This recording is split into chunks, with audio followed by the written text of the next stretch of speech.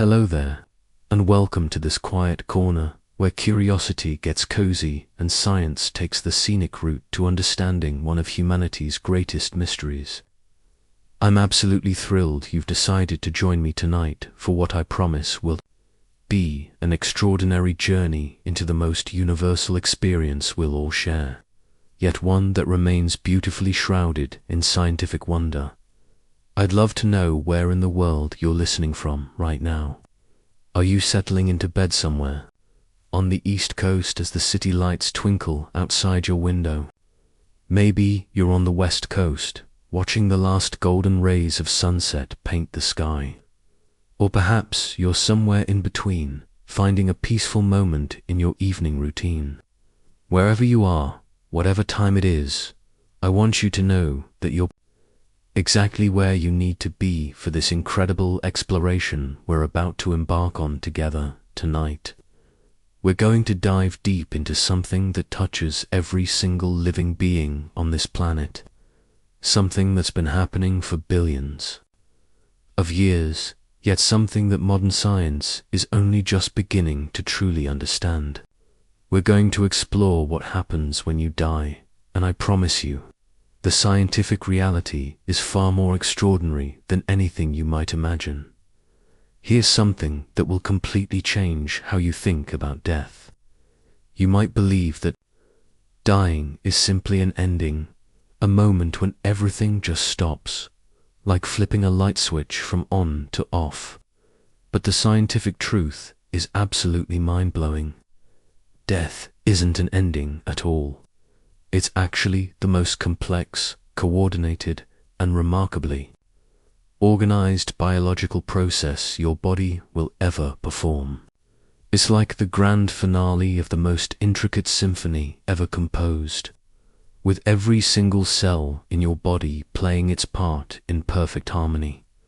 Right now, as you're listening to my voice, as your heart beats steadily in your chest, as your lungs draw in breath after breath, every single one of the 37 trillion cells in your body contains the molecular machinery, the genetic instructions, and the biological wisdom that will one day guide this incredible transition. Think about that for a moment. The blueprint for this most profound journey is already written in your DNA, waiting patiently like a master musician's score, ready to be performed when the time comes. But here's what will absolutely blow your mind. In the moments surrounding death, your body doesn't descend into chaos. Instead, it orchestrates billions upon billions of cellular events, each one following precise biological instructions that have been refined and perfected over millions and millions of years of evolution. We're talking about a process so sophisticated, so elegantly designed, that it makes the most advanced computer systems look like simple calculators. Scientists have recently discovered something that changes everything we thought we knew about dying.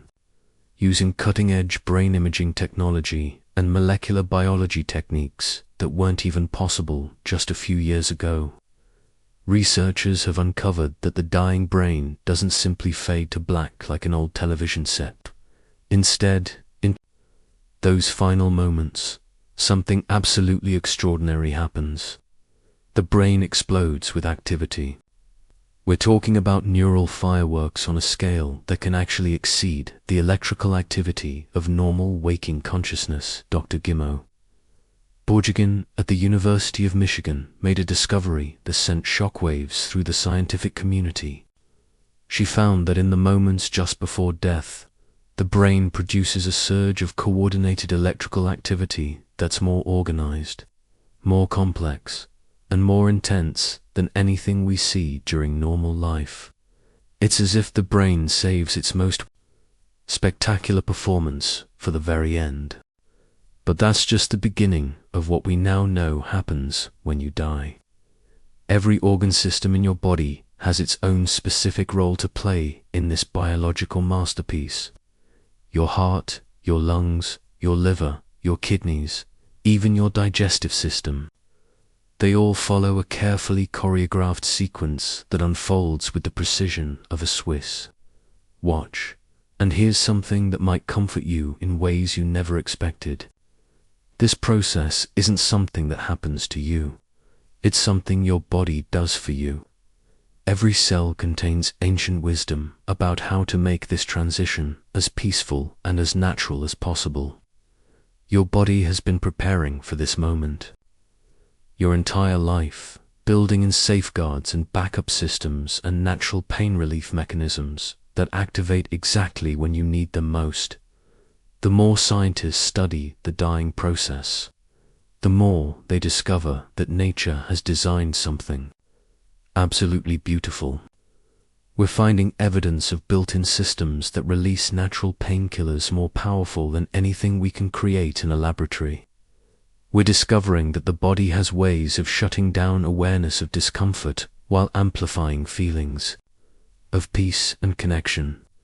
It's as if evolution spent millions of years perfecting the art of letting go. Now, I know this might seem like a heavy topic for a bedtime story, but I promise you, by the time we finish this journey together, you're going to see death in a completely different light. You're going to understand it not as something to fear, but as the final act of the incredible biological symphony that is your life.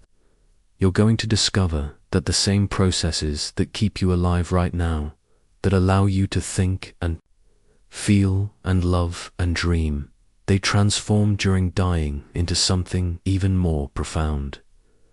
If you're finding this as fascinating as I hope you are, I'd love for you to hit that like button and subscribe to our channel. Honestly, understanding the science of dying has brought me more peace and comfort than any other knowledge I've ever encountered. It's transformed my relationship with life itself, and I believe it can do the same for you. Plus, we're going to explore so many incredible scientific discoveries tonight that I guarantee you'll want to share this knowledge with the people you love. What we're about to explore together isn't just about dying. It's about the incredible science of being alive. It's about understanding the most sophisticated biological processes ever discovered. It's about finding wonder and beauty and even comfort in the natural world around us and inside us. And yes, it's about discovering that death, when you really understand it scientifically, might just be the most extraordinary thing your body will ever do. So get comfortable, let your breathing slow down naturally, and prepare yourself for a journey that might just change how you see yourself, your life, and your place in this amazing universe. Because what happens when you die is far more beautiful, far more organized, and far more wonderful than you could ever imagine. Dr. Gimo Borjigin at the University of Michigan made a discovery that sent shockwaves through the scientific community. She found that in the moments just before death, the brain produces a surge of coordinated electrical activity that's more organized, more complex, and more intense than anything we see during normal life. It's as if the brain saves its most spectacular performance for the very end. Back in 1975, a young psychiatrist named Raymond Moody was working at a hospital in Georgia when he started noticing something absolutely extraordinary. Patient after patient who had been clinically dead and then revived was telling him remarkably similar stories. They described floating above their bodies, moving through tunnels of light, experiencing profound peace, and encountering deceased loved ones. At first, Moody thought these were just hallucinations caused by oxygen deprivation or medications. But the consistency of these reports was unlike anything he'd seen in medicine. What really got Moody's attention wasn't just the similarities in these near-death experiences, but the fact that people from completely different backgrounds, different ages, different cultures, were describing nearly identical sequences of events. It was as if there was some kind of universal pattern to what happens at the edge of death. This launched what would become decades of serious scientific investigation into one of the most profound questions humans have ever asked. But here's what those early researchers didn't expect to find. The more they studied the dying process, using advanced medical technology, the more they realized that death isn't actually a single moment at all. It's not like flipping a switch or blowing out a candle. Instead, dying is a complex biological process that unfolds over time. Sometimes minutes, sometimes hours, with each stage involving incredibly sophisticated coordination between different systems in your body. In medical terms, we actually recognize several different types of death, and understanding these distinctions is crucial to grasping what really happens when you die. There's clinical death, which occurs when your heart stops beating and you stop breathing, but your brain can continue functioning for several minutes after clinical death, which is why people can sometimes be resuscitated and tell us about their experiences during those moments. Then there's biological death, which happens when your brain stops functioning entirely. But even then, individual cells throughout your body continue their own dying processes for hours or even days afterward. It's like a city gradually shutting down district by district rather than all the lights going out at once. The most important thing to understand is that your body doesn't just randomly fall apart when you die. Instead, it follows a remarkably organized sequence that scientists are only now beginning to fully appreciate. Think of it like this. If your body were a vast orchestra with trillions of musicians, dying would be like performing the most complex piece of music ever written, with every section coming in at precisely the right time to create something hauntingly beautiful. Or imagine your body as a sophisticated city with millions of interconnected systems. When the power starts to fail, the city doesn't descend into chaos. Instead, emergency protocols kick in. Essential systems get priority power. Non-critical functions shut down in an orderly fashion. Backup generators activate to keep the most important operations running as long as possible. It's remarkably organized and purposeful. Another way to think about it is like a complex machine that's been designed to power down gracefully. Your laptop doesn't just crash when you shut it down, right? It saves important files, closes programs in the correct order, and makes sure everything is safely stored before the screen goes dark. Your body does something infinitely more sophisticated than that. Now here's something that might surprise you. You'd expect the dying process to be chaotic and unpredictable, but it's actually incredibly systematic. Your body has been preparing for this process your entire life, building redundant systems, creating backup plans, and developing mechanisms to make the transition as smooth as possible. Every cell in your body contains genetic instructions that have been refined over billions of years of evolution to handle this transition with remarkable efficiency. Right now, as you're listening to this, your body contains all the molecular machinery needed to orchestrate this process when the time comes. Your cells have built-in quality control systems that can detect when things are going wrong. They have communication networks that allow them to coordinate their responses. They even have self-destruct mechanisms that activate in precise patterns. To prevent unnecessary suffering, Dr. Gimo Borjigin at the University of Michigan made a discovery that sent shockwaves through the scientific community. She found that in the moments just before death, the brain produces a surge of coordinated electrical activity that's more organized, more complex, and more intense than anything we see during normal life. It's as if the brain saves its most spectacular performance for the very end. Scientists have discovered that the dying process actually involves your body making millions of active decisions. It's not passive at all. Your cells are constantly evaluating the situation, communicating with each other, and taking specific actions to protect essential functions for as long as possible. It's like having the world's most sophisticated emergency response team working inside you at the cellular level. But here's what will truly amaze you. Much of what happens during the dying process is actually about protection and preservation. Your body releases natural painkillers that are more powerful than morphine. It activates systems that create feelings of peace and detachment from physical discomfort. It even appears to have mechanisms that can produce profound spiritual experiences that help consciousness transition peacefully. Imagine if you could actually watch this process unfold under a microscope, like viewing the most incredible biological documentary ever filmed. You'd see cells working together with purpose and coordination that would take your breath away. You'd witness molecular machines following instructions that are encoded in your DNA, carrying out tasks with precision. That makes our most advanced technology look primitive. The scale of coordination involved is absolutely mind-boggling. We're talking about 37 trillion cells, each one containing billions of molecules, all following synchronized instructions to create this transition.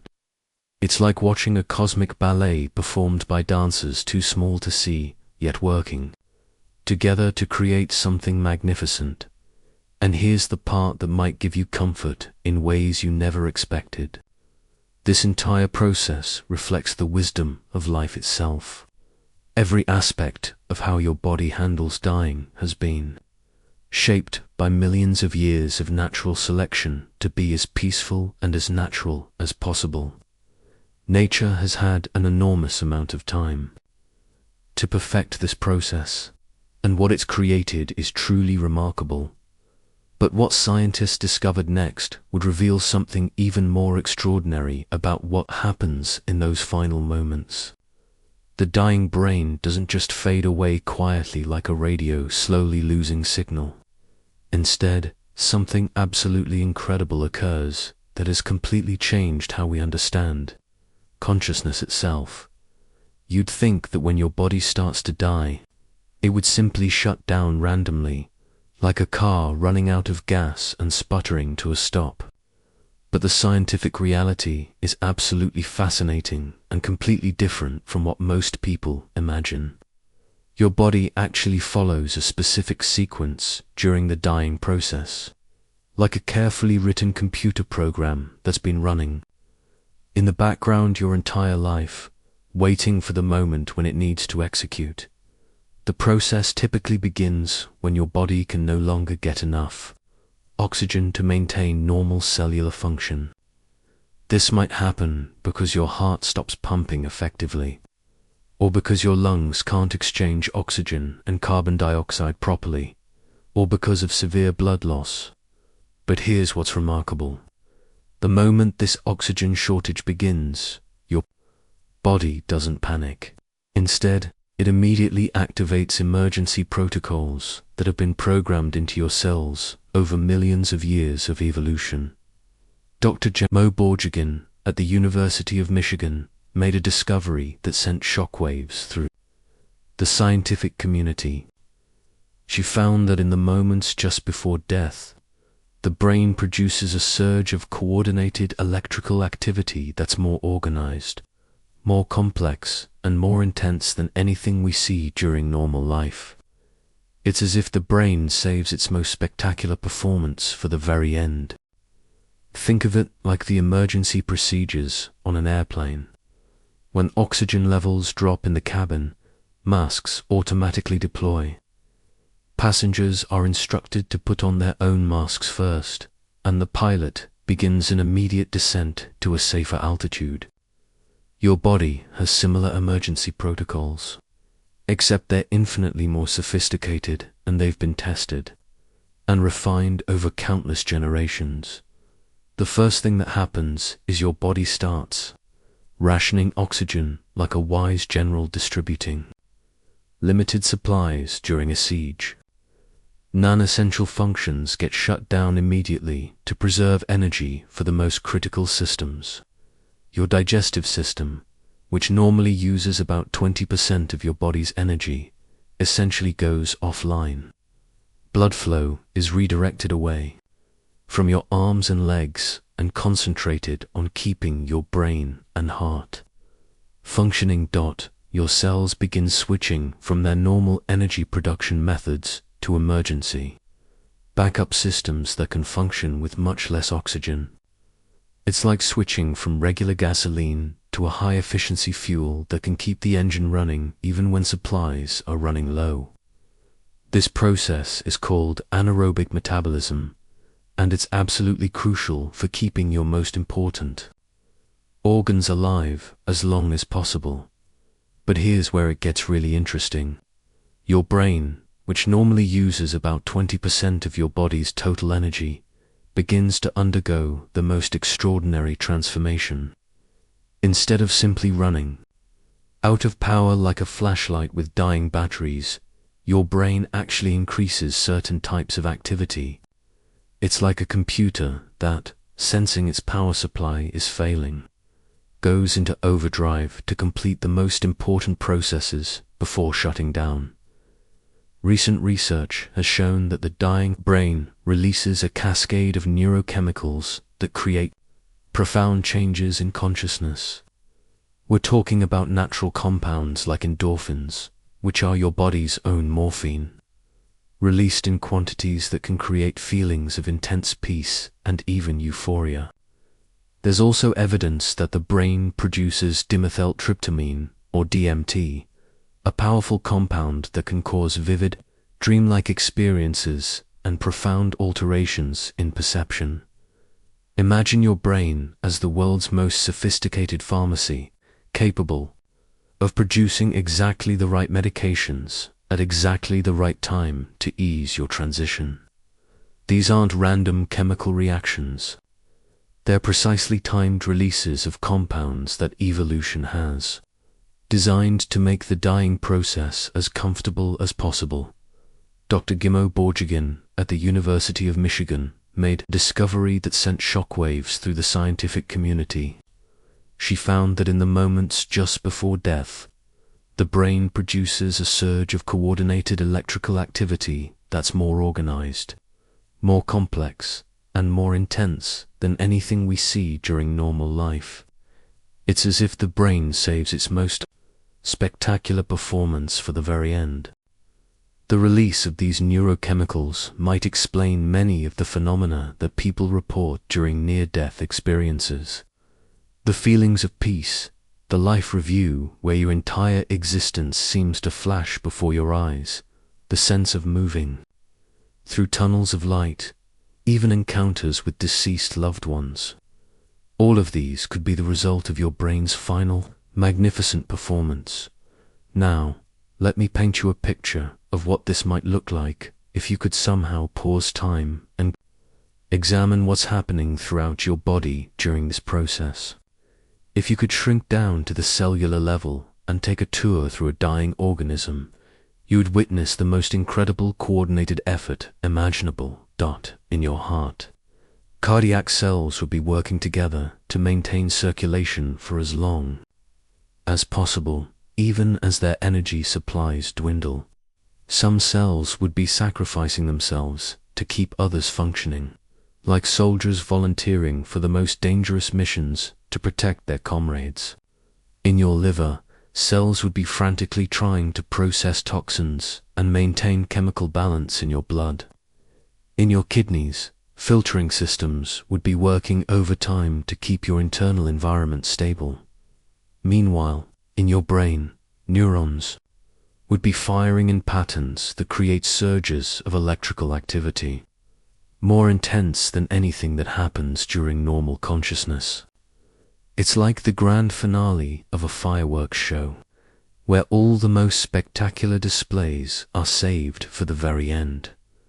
But perhaps most remarkably, Throughout this entire process, your cells are communicating with each other constantly. They're sending chemical signals back and forth, coordinating their activities, and making collective decisions about how to respond to the crisis. It's like watching an incredibly well-trained emergency response team that can work together seamlessly even in the most challenging circumstances. The level of organization involved in this process is absolutely staggering. We're talking about biological systems that are more complex than anything humans have ever engineered, all working together with a precision that would be impossible to replicate artificially. And remember, this isn't something that happens to you. This is something your body does for you, using wisdom that's been encoded in your DNA over millions of years. Dr. Guimau Borjigin at the University of Michigan made a discovery that sent shockwaves through the scientific community. She found that in the moments just before death, the brain produces a surge of coordinated electrical activity that's more organized, more complex, and more intense than anything we see during normal life. It's as if the brain saves its most spectacular performance for the very end. Here's a story that perfectly illustrates just how remarkable this process can be. In 2013, Dr. Guimau Borjigin was studying brain activity in laboratory rats when she made a discovery that would change everything we thought we knew about dying. She was monitoring the electrical activity in the brains of these animals as they died, expecting to see the gradual fading of neural activity that everyone assumed would occur. Instead, what she observed was absolutely mind-blowing. In the moments just before death, the rats' brains exploded with electrical activity that was more organized, more intense, and more coherent than anything she had ever seen during normal waking consciousness. The dying brains were producing gamma waves, the same type of high-frequency electrical activity associated with heightened awareness, deep meditation, and moments of profound insight in living humans. Dr. Borjigin sat in her laboratory that day, staring at the readouts from her equipment, trying to process what she was seeing. These weren't random electrical firings from a dying brain. This was organized, purposeful, coordinated activity on a scale that exceeded normal consciousness. It was as if the brain, rather than simply fading away, was putting on the most spectacular performance of its entire existence. And that's when she realized something that would revolutionize our understanding of consciousness and death. The brain doesn't just passively fade away when we die. Instead, it appears to actively orchestrate a final surge of activity that might be responsible for the profound experiences that many people report during near-death situations. This discovery has opened up entirely new fields of research into what consciousness really is and how it relates to brain activity. Scientists around the world are now studying whether this surge of brain activity could explain the vivid, often transformative experiences that people describe when they're brought back from the edge of death. But Dr. Borjigin's research raised as many questions as it answered. If the dying brain is capable of producing such intense, organized activity, what does that tell us about the nature of consciousness itself? Could it be that death isn't the end of awareness, but rather a transformation into a different type of consciousness? These are the kinds of questions that are keeping neuroscientists awake at night, trying to understand the deepest mysteries of human existence. Dr. Guimau Borjigin at the University of Michigan made a discovery that sent shockwaves through the scientific community. She found that in the moments just before death, the brain produces a surge of coordinated electrical activity that's more organized, more complex, and more intense than anything we see during normal life. It's as if the brain saves its most spectacular performance for the very end. What we're learning is that the boundary between life and death isn't nearly as clear-cut as we once thought. The dying process appears to be far more complex, far more active, and far more mysterious than anyone ever imagined, and we're only just beginning to understand what it all means. When we start to really examine what happens when you die, the scale of coordination involved becomes absolutely mind-boggling in ways that will completely change how you think about your own body. Let's begin by zooming in to the molecular level, where the most fundamental processes of dying actually take place. At the smallest scale, we're talking about individual proteins and enzymes, molecules so tiny that millions of them could fit on the period at the end of this sentence, yet each one playing a crucial role in how your cells respond to the dying process. These molecular machines have been refined over billions of years of evolution to perform their functions with incredible precision, even under the most challenging circumstances. Picture a single protein called cytochrome C, which normally lives inside the powerhouses of your cells called mitochondria. Under normal circumstances, this protein helps your cells produce energy efficiently. But when a cell begins to die, cytochrome C gets released into the cell's interior, where it acts like a molecular messenger, triggering a carefully orchestrated sequence of events that scientists call programmed cell death or apoptosis. This isn't random destruction. It's more like a controlled demolition, where every step is planned and executed with remarkable precision to minimize damage to surrounding cells. The dying cell actually packages up its contents neatly, breaks itself down into manageable pieces, and sends out chemical signals that attract immune cells to come and clean up the debris. It's cellular housekeeping on an incredible scale. Now, let's zoom out a bit and look at what's happening at the cellular level throughout your body during the dying process.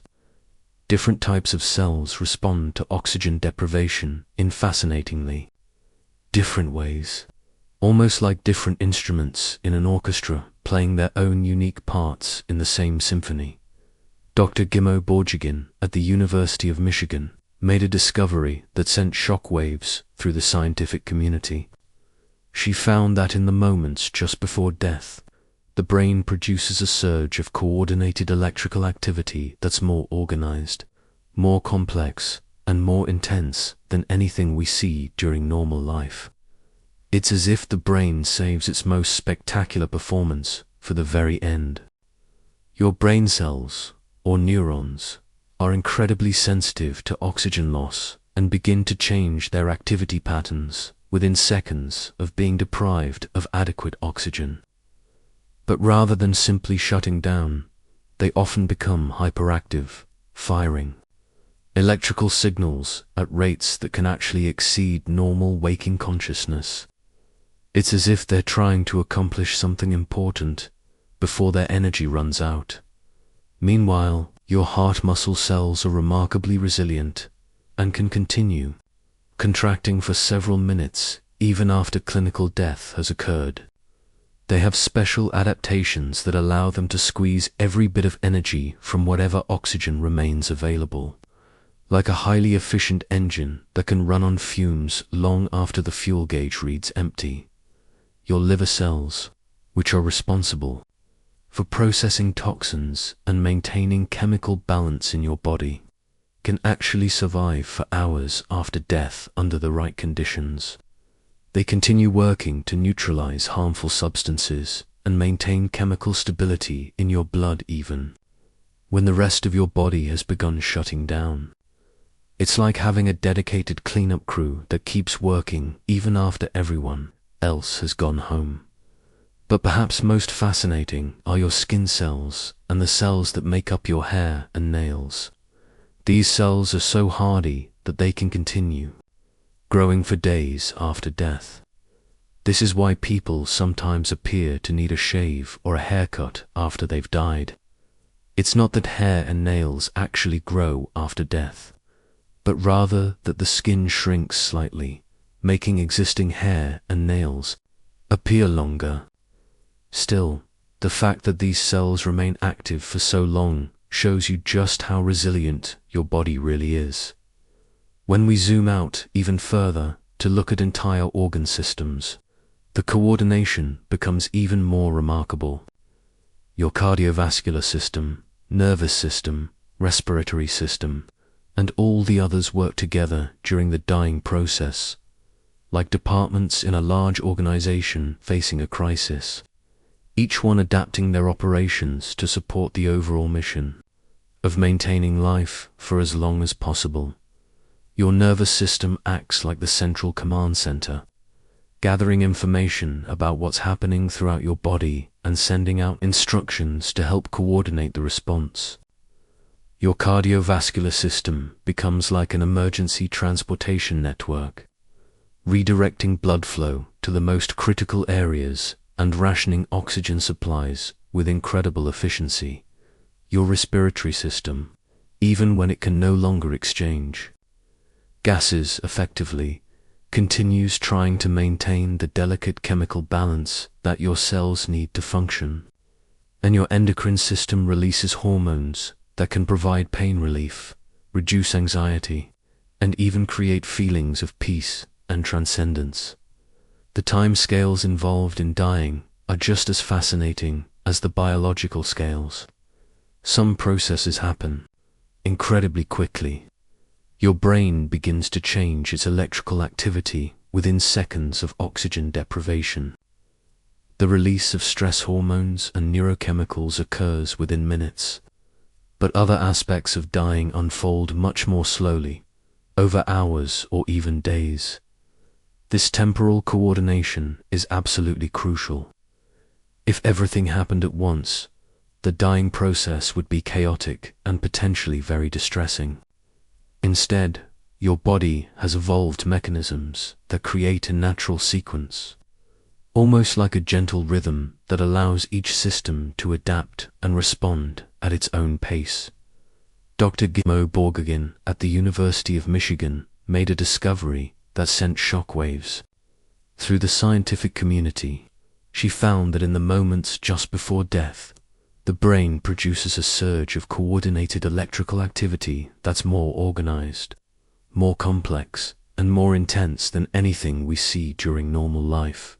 It's as if the brain saves its most spectacular performance for the very end. Now, if you could somehow shrink yourself down and take a journey through a dying cell, witnessing this molecular drama firsthand, what you'd see would be absolutely extraordinary. You'd watch as cellular machinery that normally maintains perfect order begins to shut down in precise sequences. You'd see molecular cleanup crews mobilizing to deal with waste products. You'd witness chemical messengers carrying information from one part of the cell to another, coordinating the most complex biological process imaginable. The interconnections between all these different systems during dying are what make the process so remarkably sophisticated. Your nervous system doesn't just shut down independently of your cardiovascular system. Instead, they communicate constantly, sharing information and coordinating their responses. When your heart begins to fail, it sends chemical signals to your brain, which responds by releasing hormones that can actually help protect your heart muscle from further damage. Your immune system, which normally protects you from infections and other threats, transforms during dying into something more like a cleanup and recycling service. Instead of fighting off invaders, immune cells begin the enormous task of recycling the materials from cells that are no longer functioning, breaking them down into components that can be returned to the environment. One of the most surprising discoveries in recent years is how your gut microbiome, the trillions of bacteria that live in your digestive system, responds to the dying process. These microorganisms, which have been your silent partners throughout your entire life, begin to change their behavior in ways that actually help with the decomposition process that will eventually return your body's nutrients to the ecosystem it's like discovering that you've had a team of microscopic recycling experts living inside you all along, waiting for the moment when they can help complete the natural cycle of life and death. This connection between your death and the continuation of life around you is one of the most beautiful aspects of the entire process. But perhaps the most profound connection of all is how the dying process links you to every other living thing that has ever existed on Earth. The same basic mechanisms that guide your cells through death are found in organisms ranging from the tiniest bacteria to the largest whales. The molecular machinery, the genetic instructions, the cellular communication systems, they're all variations on themes that have been playing out for billions of years. Right now, as you listen to this, your body contains all the wisdom needed for this incredible transition. Every cell has been equipped with the molecular tools and genetic instructions to participate in this ancient biological symphony. It's a process that connects you not just to other humans, but to all life on Earth, and ultimately to the cosmic. Processes that created the elements in your body in the hearts of stars billions of years ago. Dr. Gimo Borjigin at the University of Michigan made a discovery that sent shockwaves through the scientific community. She found that in the moments just before death, the brain produces a surge of coordinated electrical activity that's more organized, more complex, and more intense than anything we see during normal life. It's as if the brain saves its most spectacular performance for the very end. What's happening in your body right now? The cellular processes that keep you alive and aware and able to contemplate these mysteries. They're preparing for the moment when they'll transform into something entirely different yet equally magnificent. It's not an ending. It's a transformation that's been billions of years in the making. And it's encoded in every atom of your being, throughout most of human history.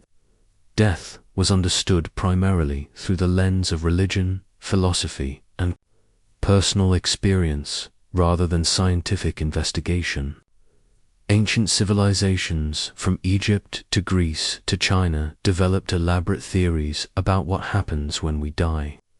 But they were based more on spiritual beliefs and cultural traditions than on systematic observation of the biological processes involved. The ancient Egyptians believed that death was a journey to the afterlife that required careful preparation and specific rituals to ensure safe passage.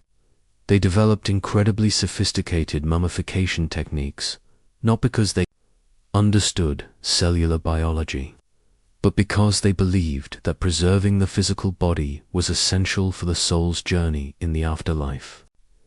Interestingly, their preservation methods were so effective that we can still study tissues from Egyptian mummies thousands of years later, giving us insights into ancient diseases and even genetic information.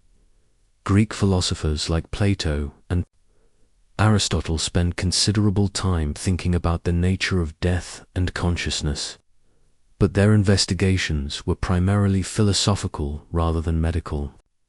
They debated whether the soul was separate from the body and what might happen to consciousness after physical death, laying important groundwork for future scientific investigations, even though they lacked the tools to study these questions. Empirically, the first major breakthrough in scientifically understanding death came in the early 1800s with the invention of the stethoscope by René Laennec. For the first time in human history, doctors could reliably detect the presence or absence of a heartbeat without cutting open the chest. This simple tool revolutionized how death was defined and diagnosed, establishing the cessation of heartbeat as the primary criterion for determining when someone had died. Dr. Gimo Borjigin at the University of Michigan made a discovery that sent shockwaves through the scientific community. She found that in the moments just before death, The brain produces a surge of coordinated electrical activity that's more organized, more complex, and more intense than anything we see during normal life. It's as if the brain saves its most spectacular performance for the very end. But it was the development of electroencephalography, or EEG, in the 1920s that really began to change our understanding of death in profound ways. Hans Berger, a German psychiatrist, discovered that he could detect electrical activity in the living brain using electrodes placed on the scalp.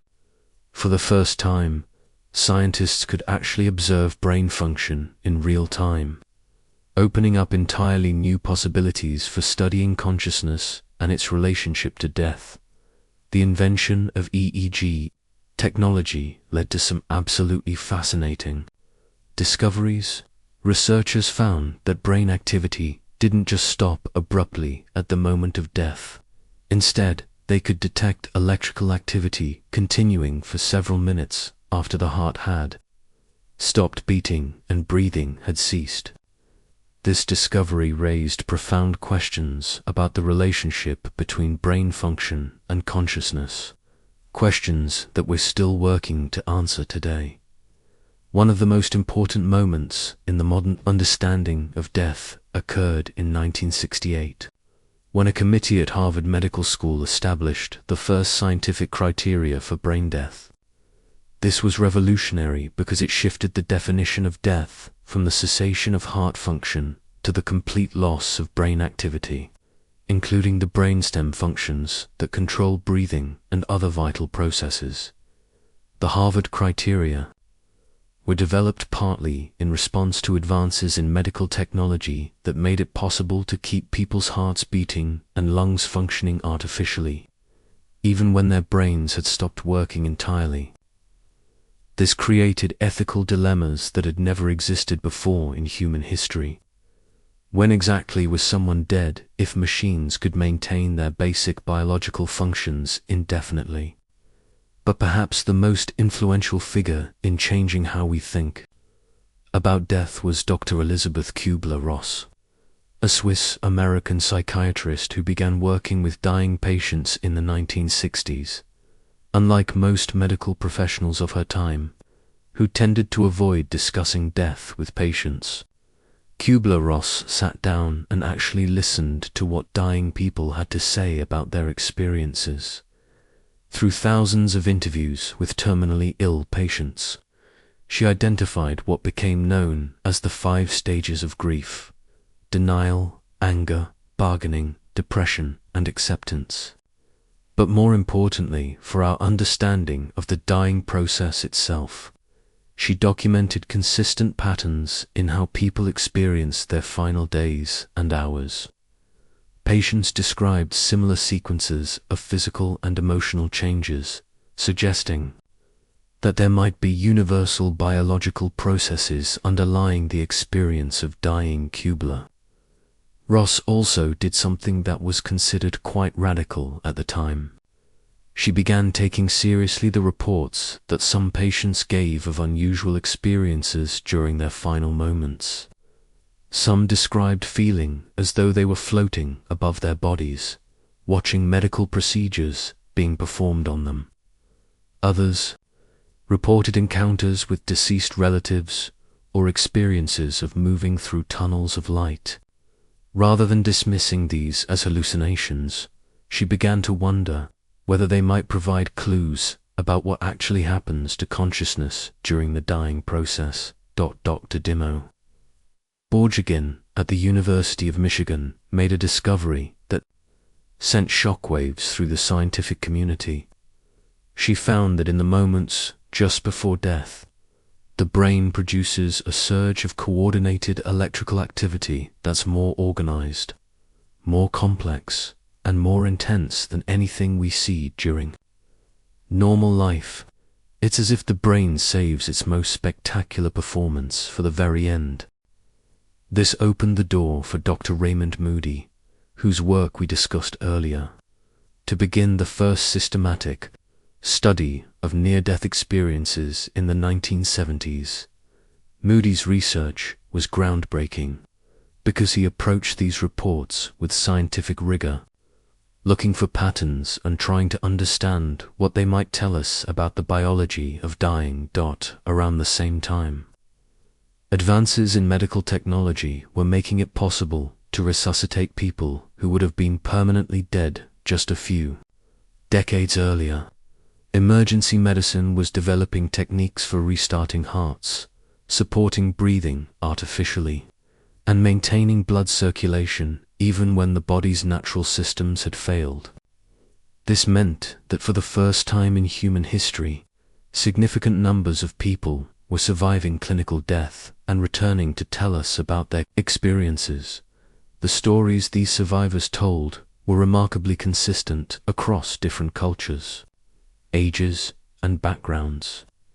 They described feelings of profound peace, experiences of reviewing their entire lives in moments, encounters with beings of light, and sensations of moving through tunnels or other transitional spaces. The consistency of these reports suggested that they might reflect actual biological processes occurring in the dying brain, rather than just cultural or psychological phenomena. In the 1980s and 1990s, researchers began using increasingly sophisticated brain imaging technologies to study what happens in the moments surrounding death.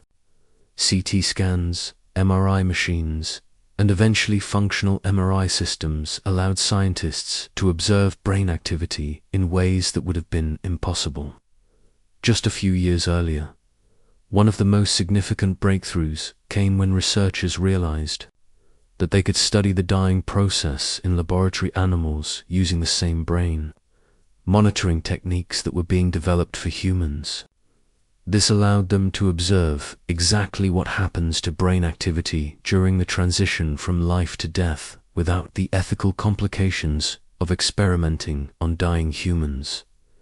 Dr. Gimo Borjigin's discovery in 2013, which we discussed earlier, was the culmination of decades of technological advancement and scientific investigation. Using sophisticated EEG equipment, she was able to demonstrate that the dying brain produces a surge of organized electrical activity that actually exceeds normal waking consciousness. This finding suggested that the vivid experiences reported by near-death experience survivors might have a real neurobiological basis. But even as our scientific understanding of death has advanced dramatically, we've also become more aware of how much we still don't know. Earlier misconceptions about death being a simple, instantaneous process have been replaced by an appreciation for its incredible complexity. We now know that death involves coordinated changes at every level of biological organization, from individual molecules to entire organ systems. Dr. Gimo Borjigin at the University of Michigan made a discovery that sent shockwaves through the scientific community. She found that in the moments just before death, the brain produces a surge of coordinated electrical activity that's more organized, more complex, and more intense than anything we see during normal life. It's as if the brain saves its most spectacular performance for the very end. Recent research has revealed that our previous understanding of death as a binary state, where you're either alive or dead, is far too simplistic. Instead, dying appears to be a gradual process that can sometimes be reversed, even after what we would traditionally consider clinical death has occurred. We've documented cases of people being resuscitated after being clinically dead for extended periods, sometimes with minimal brain damage. Perhaps most importantly, modern research has shown us that death is not simply the failure of biological systems, but rather an active process that involves specific genetic programs, molecular mechanisms, and cellular responses that have been shaped by millions of years of evolution. Your body doesn't just break down randomly when you die. Instead, it follows ancient biological instructions that are designed to make the transition as smooth and peaceful as possible. This shift in understanding has profound implications for how we approach end-of-life care, how we support dying patients and their families, and how we think about our own mortality. Instead of seeing death as a medical failure to be avoided at all costs, we're beginning to understand it as a natural, biological process that can be supported and guided to minimize suffering and maximize peace. The evolution of our scientific understanding of death reflects broader changes in how we approach the mysteries of human existence. We've moved from purely philosophical or religious explanations to evidence-based investigations that use the most advanced technologies available. Yet the more we learn, the more we realize how much mystery still surrounds this most fundamental human experience. Current research is pushing the boundaries of what we thought was possible in terms of understanding consciousness, the relationship between mind and brain, and the nature of human experience itself. Scientists are using quantum physics, advanced neuroscience, and molecular biology to investigate questions that were purely philosophical just a few decades ago. What we're discovering is that death, far from being a simple ending, is actually one of the most complex and fascinating processes in all of biology. It represents the culmination of billions of years of evolutionary development, involving mechanisms and pathways that are only now beginning to be understood. And we're just getting started in our scientific exploration of this incredible process. Even with all of our scientific advances, with brain imaging technology that can peer into the living mind and molecular biology techniques that can track individual cellular processes, there remains something profoundly mysterious about what happens when we die. The more we learn, the more we realize that we're standing at the edge of some of the deepest questions about the nature of consciousness, identity, and existence itself. Dr. Gimo Borjigin at the University of Michigan made a discovery that sent shockwaves through the scientific community.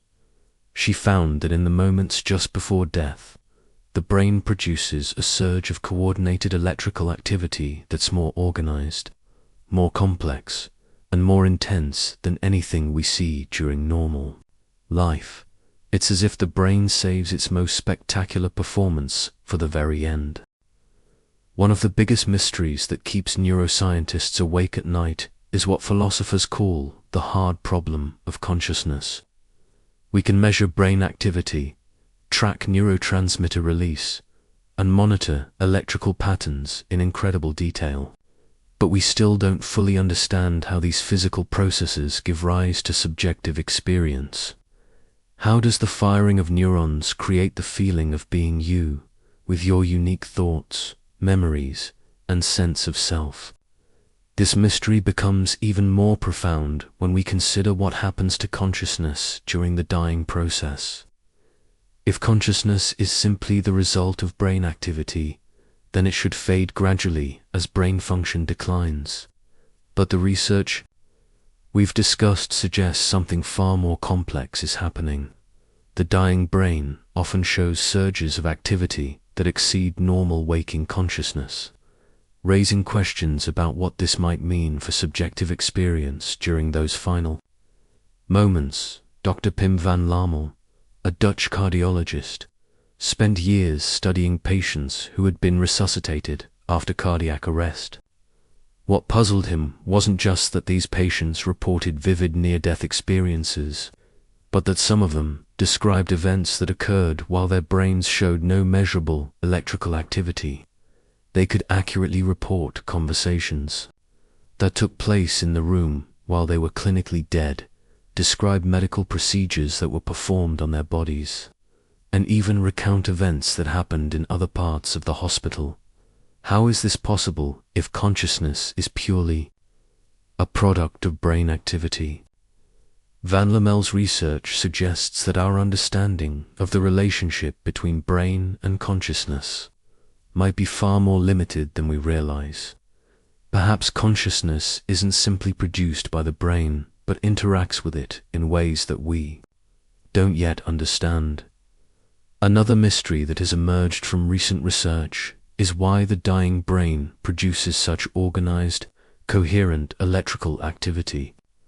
Random firing of neurons as the brain runs out of energy would be one thing, but the patterns that researchers like Dr. Borjigin have observed are highly structured and appear to involve communication between different brain regions that normally work together during complex cognitive tasks.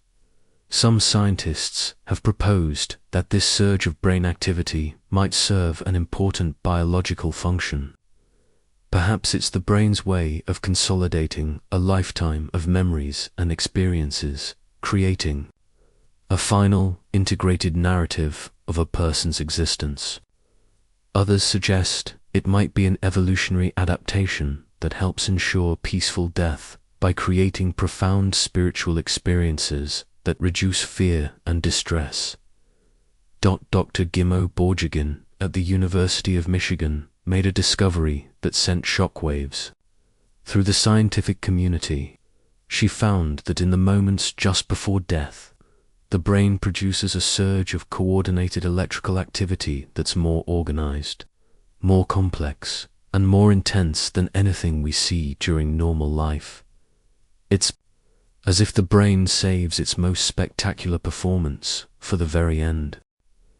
But these explanations raise even more questions.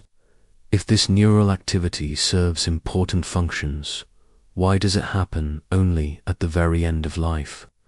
And how do we explain the reports from people who have experienced clinical death that their consciousness seemed to expand rather than contract during these moments? Current research is also revealing mysteries about the timing and coordination of the dying process that we never expected. Different organ systems don't just shut down randomly as energy supplies fail.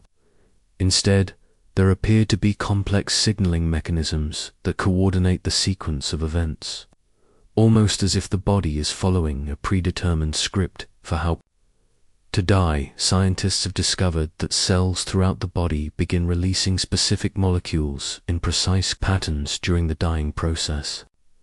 These molecular signals seem to coordinate not just the shutting down of vital functions, but also the activation of systems that might provide comfort and peace during the transition. It's as if evolution has built in mechanisms specifically designed to make death as gentle as possible, but we still don't understand how this coordination is achieved. What serves as the master conductor orchestrating this biological symphony? How do cells throughout the body know when to begin their part of the dying process? The molecular mechanisms underlying this coordination are only beginning to be discovered. Let me paint you a peaceful picture that might help you contemplate these mysteries in a calming way. Imagine yourself floating gently on a calm lake just as the sun is beginning to set. The water is perfectly still, reflecting the sky like a mirror, and you feel completely supported by the gentle liquid beneath you. As you float there, you become aware of the incredible complexity of the ecosystem around you. Beneath the surface, microscopic organisms are carrying out countless chemical reactions, each one following ancient biological programs that have been refined over millions of years. Fish are swimming in coordinated schools, their movements guided by instincts they don't consciously understand.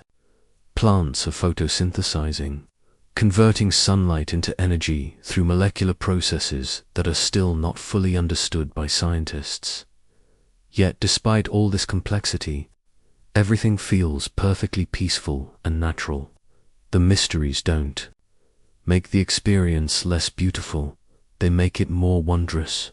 You don't need to understand every chemical reaction or every behavioral instinct to appreciate the profound harmony of the natural world around you.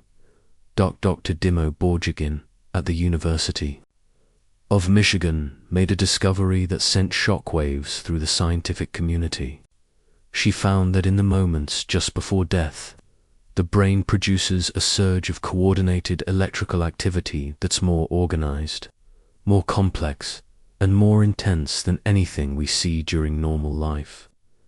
It's as if the brain saves its most spectacular performance for the very end. In the same way, the mysteries surrounding death and consciousness don't diminish the beauty and wonder of these processes. Instead, they remind us that we're part of something much larger and more complex than we can fully comprehend. The fact that consciousness might persist or transform in ways we don't understand doesn't make the experience less meaningful. It makes it more profound. As you continue floating on this peaceful lake, you might notice how the boundary between your body and the water becomes less distinct. You're supported by the water, but you're also part of the larger system of the lake ecosystem. Your breathing synchronizes with the gentle lapping of tiny waves against the shore. Your heartbeat seems to match some deeper rhythm in the natural world around you. This is perhaps what the mystery of dying is like.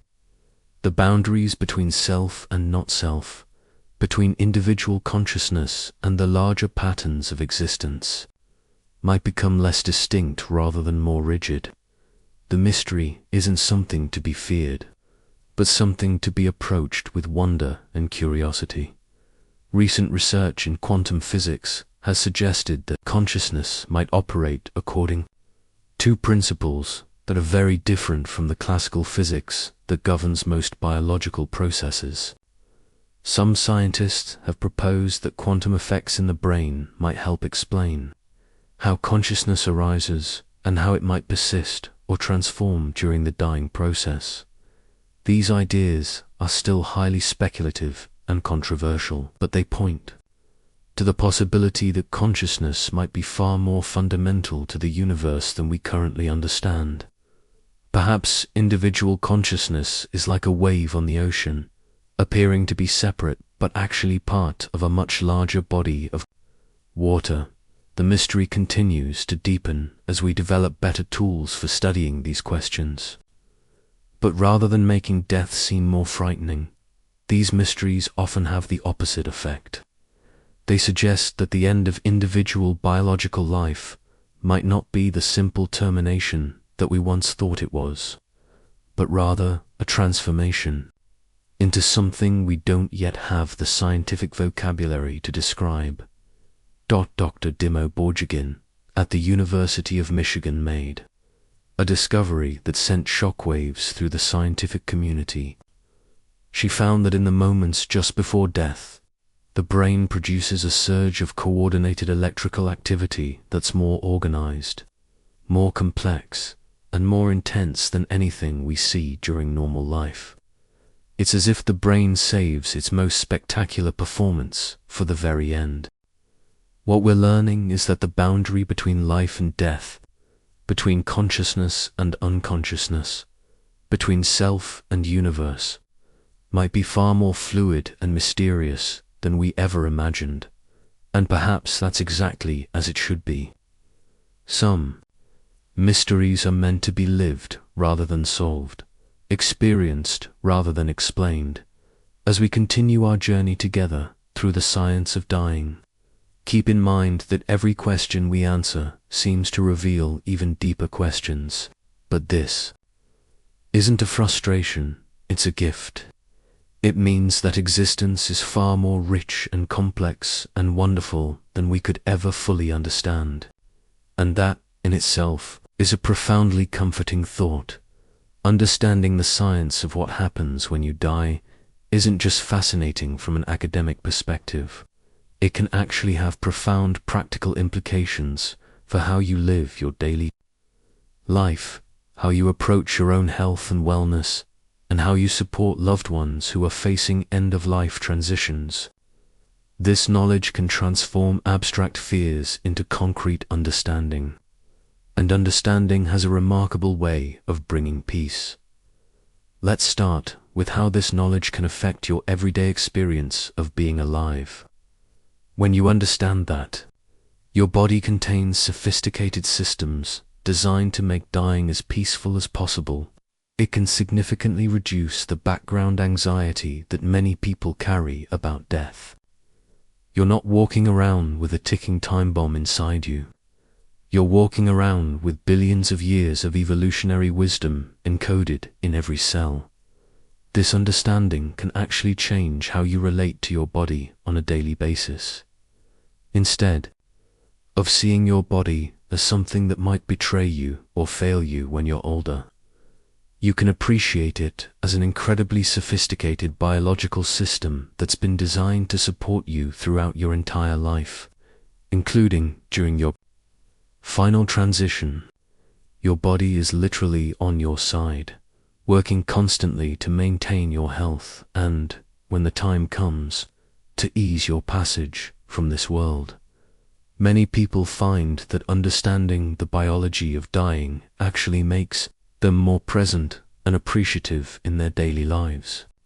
When you realize that consciousness might be far more precious and mysterious than we understand, it can make you more aware of the miracle of being conscious right now, in this moment, listening to these words and having thoughts and feelings and experiences. Dr. Gimo Borgegin at the University of Michigan made a discovery that sent shockwaves through the scientific community. She found that, in the moments just before death, the brain produces a surge of coordinated electrical activity that's more organized, more complex, and more intense than anything we see during normal life. It's as if the brain saves its most spectacular performance for the very end. From a health perspective, this knowledge can inform important decisions about medical care and end-of-life planning. Understanding that death is typically a gradual process rather than an instantaneous event can help you have more informed conversations with doctors about treatment options, advance directives, and quality of life considerations. For example, knowing that the dying brain often produces its own natural pain relief can influence decisions about pain management during terminal illnesses. Many people worry about becoming dependent on pain medications or losing mental clarity. But understanding that your body has its own sophisticated pain management systems can provide reassurance and help guide treatment decisions. This knowledge is also invaluable when you're supporting loved ones who are dying. Understanding the natural progression of the dying process can help you recognize what's normal and what might require medical attention. It can also help you appreciate that some of the changes you observe in a dying person, like periods of restlessness or unusual behaviors, might actually be part of the body's natural preparation for death rather than signs of distress. One of the most practical applications of this knowledge is in recognizing the signs that death is approaching. Rather than being caught off guard, you can understand these changes as part of a natural process. The gradual decrease in appetite, for instance, isn't a problem to be solved, but a normal part of the body's transition to requiring less energy. Changes in breathing patterns, periods of confusion, or unusual sleep patterns. These can all be understood as the body following its ancient wisdom about how to die peacefully. Perhaps most importantly, this knowledge can help you create environments that support the natural dying process. Understanding that hearing is often the last sense to fade can encourage you to continue speaking gently to dying loved ones even when they seem unresponsive.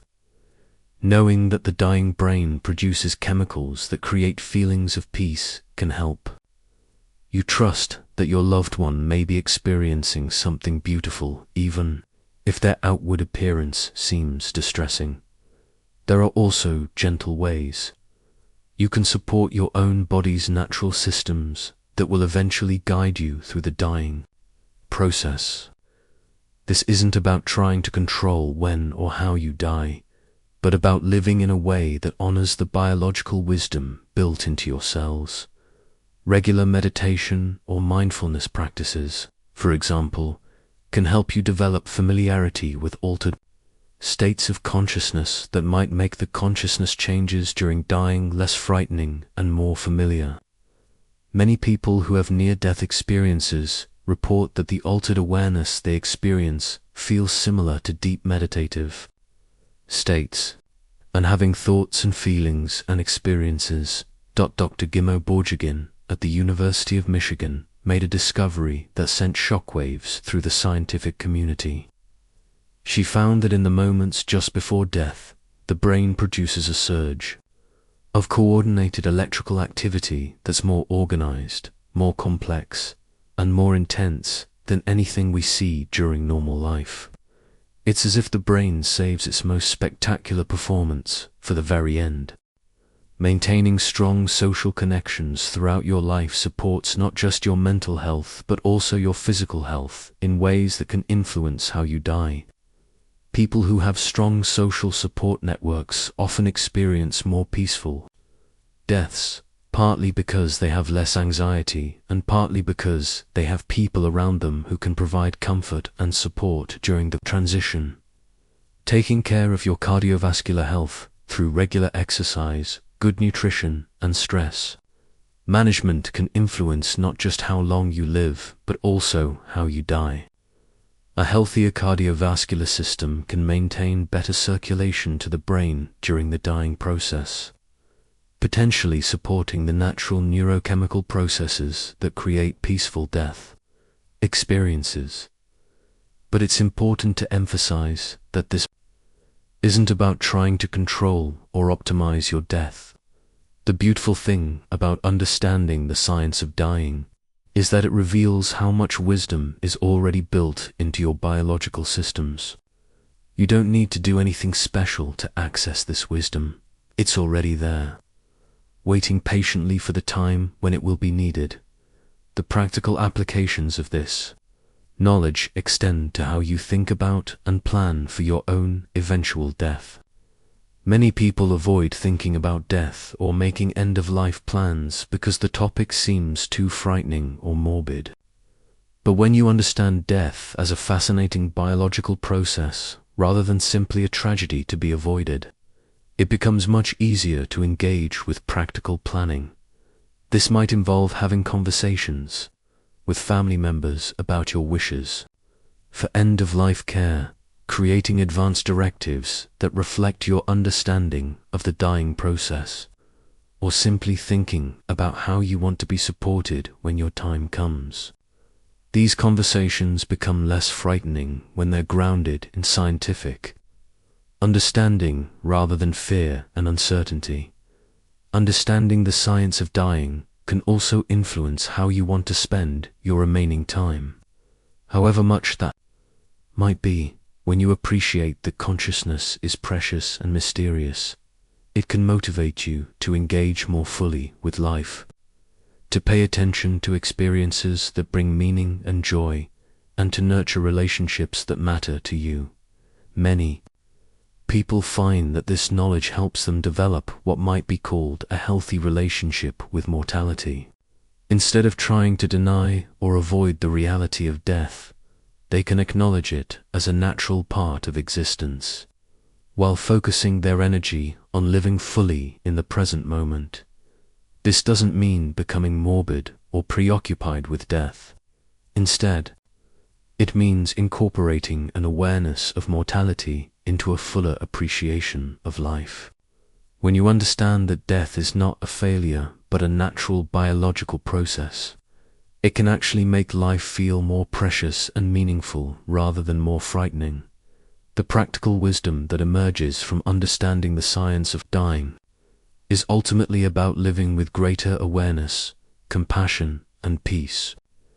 It's about appreciating the incredible sophistication of your own biology, trusting in the wisdom that evolution has built into your cells, and approaching both life and death with curiosity and wonder rather than fear and resistance.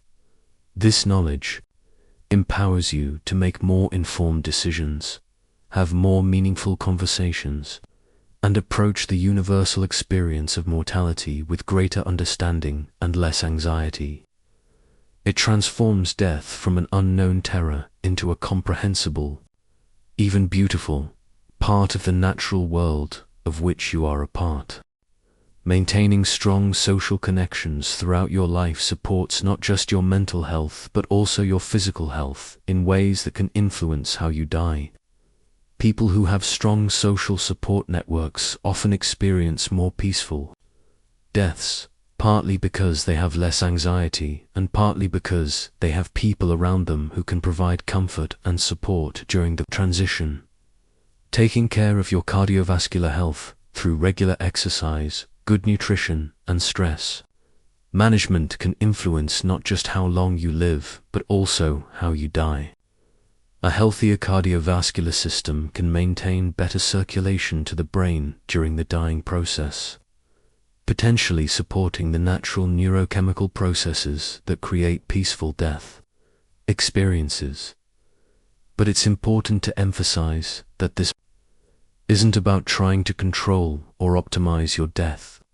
The beautiful thing about understanding the science of dying is that it reveals how much wisdom is already built into your biological systems.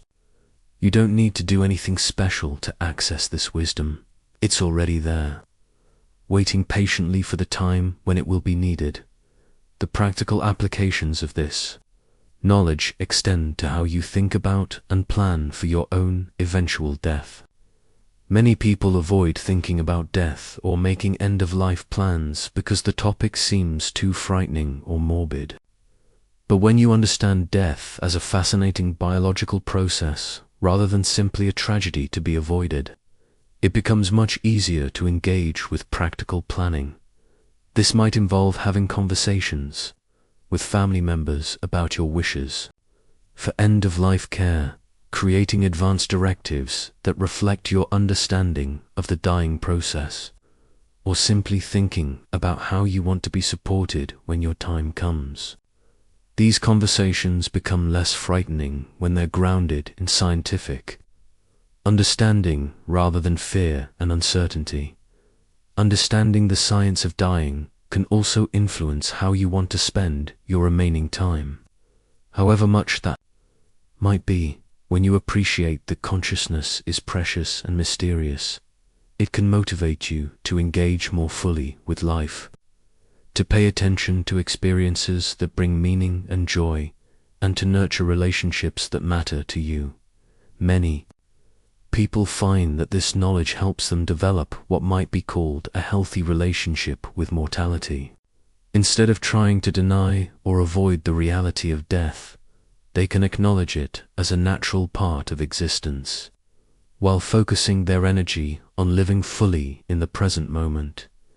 This doesn't mean becoming morbid or preoccupied with death. Instead, it means incorporating an awareness of mortality into a fuller appreciation of life.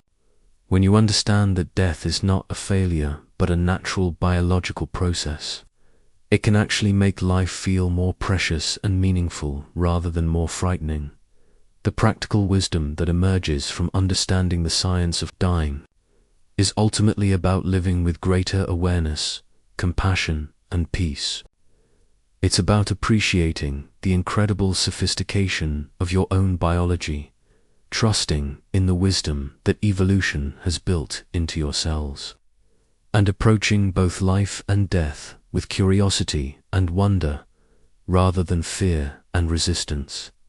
This knowledge empowers you to make more informed decisions, have more meaningful conversations, and approach the universal experience of mortality with greater understanding and less anxiety. It transforms death from an unknown terror into a comprehensible, even beautiful, part of the natural world of which you are a part. But why would evolution create such elaborate mechanisms for dying peacefully? One possibility is that peaceful death reduces stress and trauma for surviving family members and community members, which could have survival advantages for the group. Another possibility is that the neurochemical processes that create peaceful death experiences might serve important functions in helping consciousness transition smoothly from life to death. Some evolutionary biologists have even suggested that the capacity for profound spiritual experiences during dying might have been selected for because it reduces fear of death in ways that benefit the entire community. If individuals face death with less terror and more acceptance, it might make the whole group more resilient and cohesive when dealing with mortality. The connections between individual death and cosmic processes are even more profound when you consider where the elements in your body originally came from. Every atom of carbon, oxygen, nitrogen, and iron in your body was forged in the nuclear furnaces of ancient stars. When those stars died in spectacular explosions called supernovas, they scattered these elements across the universe, where they eventually became incorporated into new stars, planets, and eventually living organisms like you. In a very real sense, you are made of star stuff. As the astronomer Carl Sagan famously observed, the calcium in your bones, the iron in your blood, the oxygen you breathe, all of these elements were created billions of years ago in stellar nuclear reactors. When you die, these elements will eventually return to the ecosystem and continue their cosmic journey through other forms of life and perhaps, eventually into new stars and planets. This cosmic perspective can be profoundly comforting when contemplating mortality. Death isn't really an ending. It's a transformation from one form of organization to another. The atoms that currently make up your body will continue to exist and participate in the ongoing story of the universe long after your individual consciousness has ended. You are a temporary arrangement of cosmic matter that has become aware of itself. And when that arrangement dissolves, the matter returns to the cosmic dance from which it came. But the connections go even deeper than the recycling of matter. The information patterns that make you who you are, your memories, your ideas, your contributions to the world, these also become part of the ongoing story of life on Earth. The people you've influenced, the children you've raised, the ideas you've shared, the creative works you've produced. All of these continue to ripple outward through the world long after your biological processes have ended. From this broader perspective, individual death begins to look less like a tragic ending and more like a necessary transition in the larger story of life and consciousness in the universe. Your individual existence is like a wave on the ocean, appearing to be separate and distinct for a while, but always part of the larger body of water from which it arose, and to which it returns. This doesn't diminish the preciousness of individual consciousness or the grief that comes with loss. Instead, it places these experiences in a larger context that can provide meaning and comfort.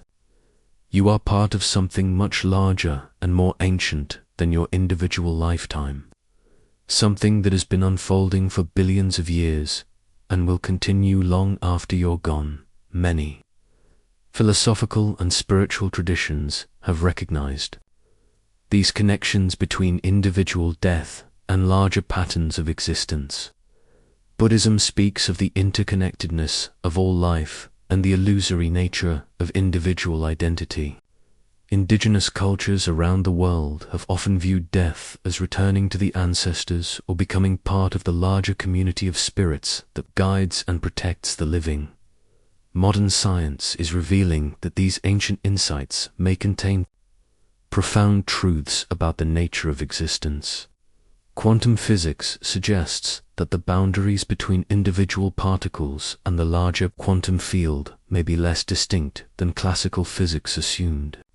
Ecology shows us that individual organisms are always embedded in larger systems and that their health and survival depend on the health of these larger systems. The study of consciousness itself is revealing that the sense of being a separate, isolated individual may be more of a construction of the brain than a fundamental feature of reality. During deep meditation, mystical experiences, and yes, during near-death experiences, people often report a dissolution of the boundaries between self and not self, emerging with something larger and more universal. As you contemplate these broader connections, you might find yourself feeling a sense of peace and belonging that transcends individual fears about mortality. You are not alone in facing death. You are part of an ancient lineage of conscious beings who have all faced the same transition. You are supported by billions of years of evolutionary wisdom encoded in your cells. You are connected to all of life through the same fundamental processes that have sustained consciousness on Earth since the very beginning. The dying process that awaits you is not something foreign or terrifying imposed from outside. It is the natural culmination of the same biological wisdom that has kept you alive and conscious throughout your entire existence. It represents the final expression of your body's incredible capacity to adapt, respond, and transition gracefully through the challenges of existence. This perspective doesn't eliminate the sadness that comes with loss or the natural human tendency to want to continue living, but it can provide a framework for understanding death as part of something larger and more meaningful than individual existence. Your life and death are part of the ongoing story of consciousness in the universe, a story that is far from over, and that may be more wonderful and mysterious than we can currently imagine. As we continue to explore the cutting-edge research into death and consciousness, keep this broader perspective in mind. The questions we're investigating aren't just about individual human experience. They're about the deepest mysteries of existence itself. And you, by virtue of being conscious and curious about these questions, are participating in the universe's attempt to understand itself. The frontiers of death research are absolutely exploding with discoveries that would have seemed like science fiction just a few years ago. Scientists around the world are using technologies that didn't exist a decade ago to peer into the dying process with unprecedented detail. And what they're finding is revolutionizing our understanding of consciousness, death, and the very nature of human experience. One of the most exciting developments has been the ability to study brain activity in real time during cardiac arrest in human patients. Until recently, most of our knowledge about brain activity during dying came from animal studies or from examining brains after death. But new portable EEG devices and advanced monitoring systems now allow researchers to track brain activity in people who are actually dying, providing the first direct window into human consciousness during the transition from life to death. Dr. Sam Parnia at NYU Langone Medical Center has been leading groundbreaking research using these new technologies to study what happens in the brains of cardiac arrest patients. His team has documented cases where patients showed organized brain activity for up to an hour after their hearts had stopped beating, far longer than anyone previously thought possible. Even more remarkably, some of these patients were later revived and could accurately describe events that occurred while their brains supposedly had no measurable activity. In 2022, researchers at the University of Michigan made an absolutely stunning discovery while studying a dying patient whose family had donated his brain to science. This 87-year-old man had been in a coma for several days, when his family made the difficult decision to remove life support. With their permission, researchers monitored his brain activity during his final moments using high-density EEG arrays that could detect electrical patterns with incredible precision. What they observed defied every expectation. In the moments surrounding cardiac arrest, this patient's brain produced a surge of high-frequency gamma waves that was more intense and more organized than anything typically seen in healthy, conscious individuals. These gamma waves are associated with the highest levels of cognitive function, including attention, memory processing, and conscious awareness. The patient's dying brain was literally blazing with activity that suggested heightened consciousness, rather than fading awareness. But perhaps most remarkable was the pattern of this brain activity. The gamma waves weren't random electrical noise from a failing brain. Instead, they showed coordinated activity between brain regions that normally work together during complex cognitive tasks like memory recall, sensory processing, and self-awareness.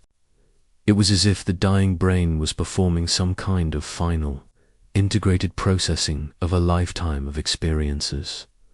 This discovery has opened up entirely new avenues of research into what consciousness actually is and how it relates to brain activity.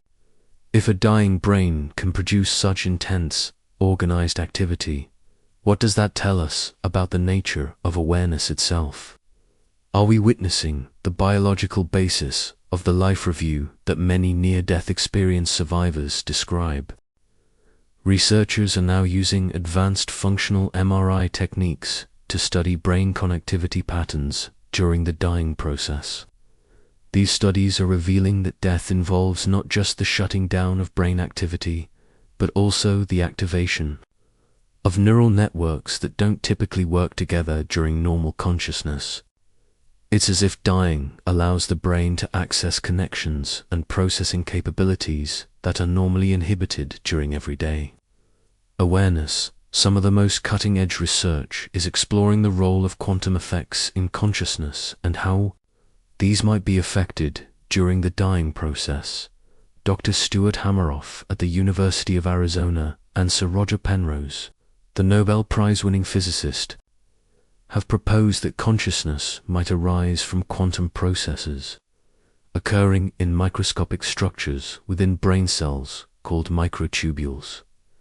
Their theory suggests that consciousness might not be simply the result of electrical activity between neurons, but could involve quantum coherence effects that allow information to be processed in ways that classical physics can't explain. If this theory is correct, it could help explain how consciousness might persist or transform during the dying process in ways that don't depend entirely on conventional brain activity. While this quantum consciousness theory remains controversial and unproven, recent experiments have shown that quantum effects can indeed occur in biological systems at body temperature, something that was long thought to be impossible. Quantum coherence has been documented in photosynthesis, bird navigation, and possibly even in the sense of smell. The possibility that similar quantum effects might be involved in consciousness is becoming increasingly plausible. Researchers are also making remarkable progress in understanding the molecular mechanisms that create the neurochemical changes during dying. Advanced mass spectrometry techniques can now detect and measure the release of specific neurotransmitters and other brain chemicals in real time during the dying process. This research is revealing that the dying brain produces a complex cocktail of molecules that could explain many of the phenomena reported in near-death experiences. For example, scientists have documented the release of large quantities of endorphins, the body's natural opioids, during cardiac arrest. These endorphins are far more potent than morphine and could easily account for the feelings of blissful peace that many people report during near-death experiences. The dying brain also releases significant amounts of other neurochemicals, including norepinephrine, which is associated with heightened attention and memory formation, and possibly DMT, a powerful psychedelic compound that can create vivid, otherworldly experiences. But perhaps most intriguingly, researchers are finding evidence that the dying brain might produce neurochemicals that we don't fully understand yet. Mass spectrometry studies of dying brains have detected molecular signatures that don't match any known neurotransmitters or hormones. These mystery molecules might represent entirely new categories of brain chemicals that are produced only during the dying process. The implications of this research extend far beyond academic curiosity. Understanding the neurochemical basis of peaceful death could lead to new approaches for end-of-life care that work with the body's natural systems rather than against them. If we can understand how the dying brain creates feelings of peace and transcendence, we might be able to support these processes to reduce suffering and increase comfort for dying patients.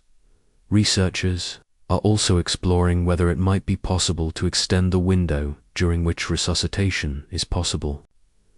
If consciousness can persist longer than previously thought after cardiac arrest, and if we can better understand the mechanisms that support this persistence, it might be possible to develop new techniques for bringing people back from deeper states of clinical death. Some of the most exciting future research involves the development of brain-computer interfaces that could potentially allow us to study consciousness during dying in ways that were never before possible. These interfaces, which can translate brain signals into digital information, might eventually allow dying patients to communicate their experiences directly, providing unprecedented insights into what consciousness is like during the transition from life to death. Scientists are also beginning to explore whether artificial intelligence and machine learning approaches might help us understand the complex patterns of brain activity that occur during dying.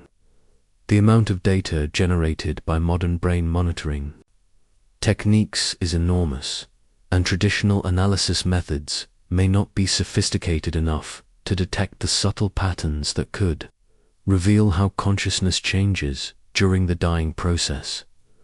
Looking toward the future, some researchers are even exploring whether it might eventually be possible to preserve or transfer consciousness in ways that could extend its existence beyond biological death. While this remains highly speculative and faces enormous technical and ethical challenges, the rapid advances in neurotechnology and artificial intelligence are making questions that seemed purely philosophical just a few years ago into potential subjects for scientific investigation. But perhaps the most profound implication of current research is what it suggests about the nature of consciousness itself. If consciousness can persist, intensify, or transform during the dying process in ways that don't simply correlate with conventional brain activity, it raises fundamental questions about what consciousness actually is and how it relates to physical processes. These discoveries are forcing scientists to consider possibilities that would have been dismissed as unscientific just a few decades ago. The rigid materialist view that consciousness is simply the result of brain activity is being challenged by evidence that the relationship between mind and brain might be far more complex and mysterious than anyone previously imagined. As research continues to advance at an accelerating pace, we can expect even more surprising discoveries in the coming years.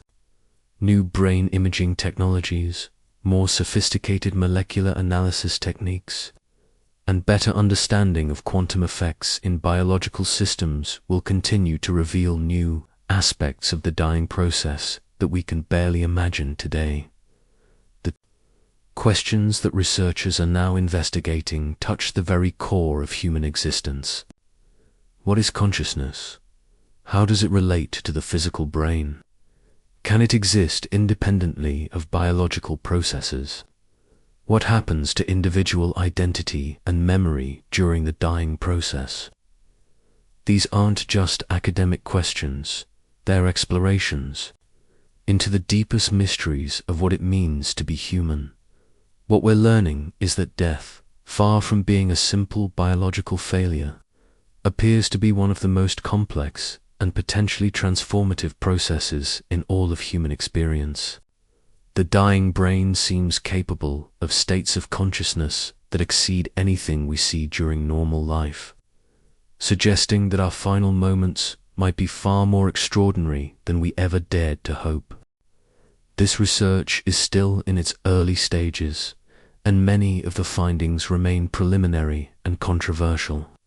But the trajectory of discovery is pointing toward an understanding of death that is far more nuanced, mysterious, and potentially hopeful than the simple materialist view that consciousness simply ceases when the brain stops functioning. As we continue our journey through the science of dying, remember that you are living during a remarkable time in human history when these ancient mysteries are finally becoming accessible to scientific investigation. The questions that philosophers and spiritual teachers have pondered for thousands of years are now being explored in laboratories using the most advanced technologies ever developed. And you, by virtue of being conscious and curious about these questions, are participating in this incredible journey of discovery. The mysteries we're exploring aren't just abstract scientific puzzles. They're questions about your own nature and destiny, about the very essence of what it means to be alive and aware in this remarkable universe. As we've journeyed together through the fascinating science of what happens when you die, I hope you're beginning to see how this knowledge can fundamentally transform your relationship with mortality and, perhaps even more importantly, with life itself.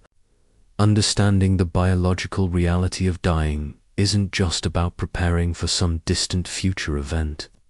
It's about appreciating the incredible miracle of being conscious and alive right now, in this very moment, when you truly grasp that your body contains sophisticated systems designed by millions of years of evolution to guide you peacefully through the dying process.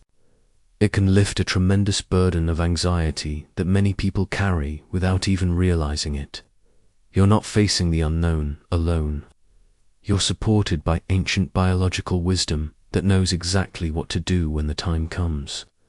Every cell in your body has been equipped with the molecular tools needed to participate in this profound transition. This knowledge can change how you experience your daily life in subtle but powerful ways.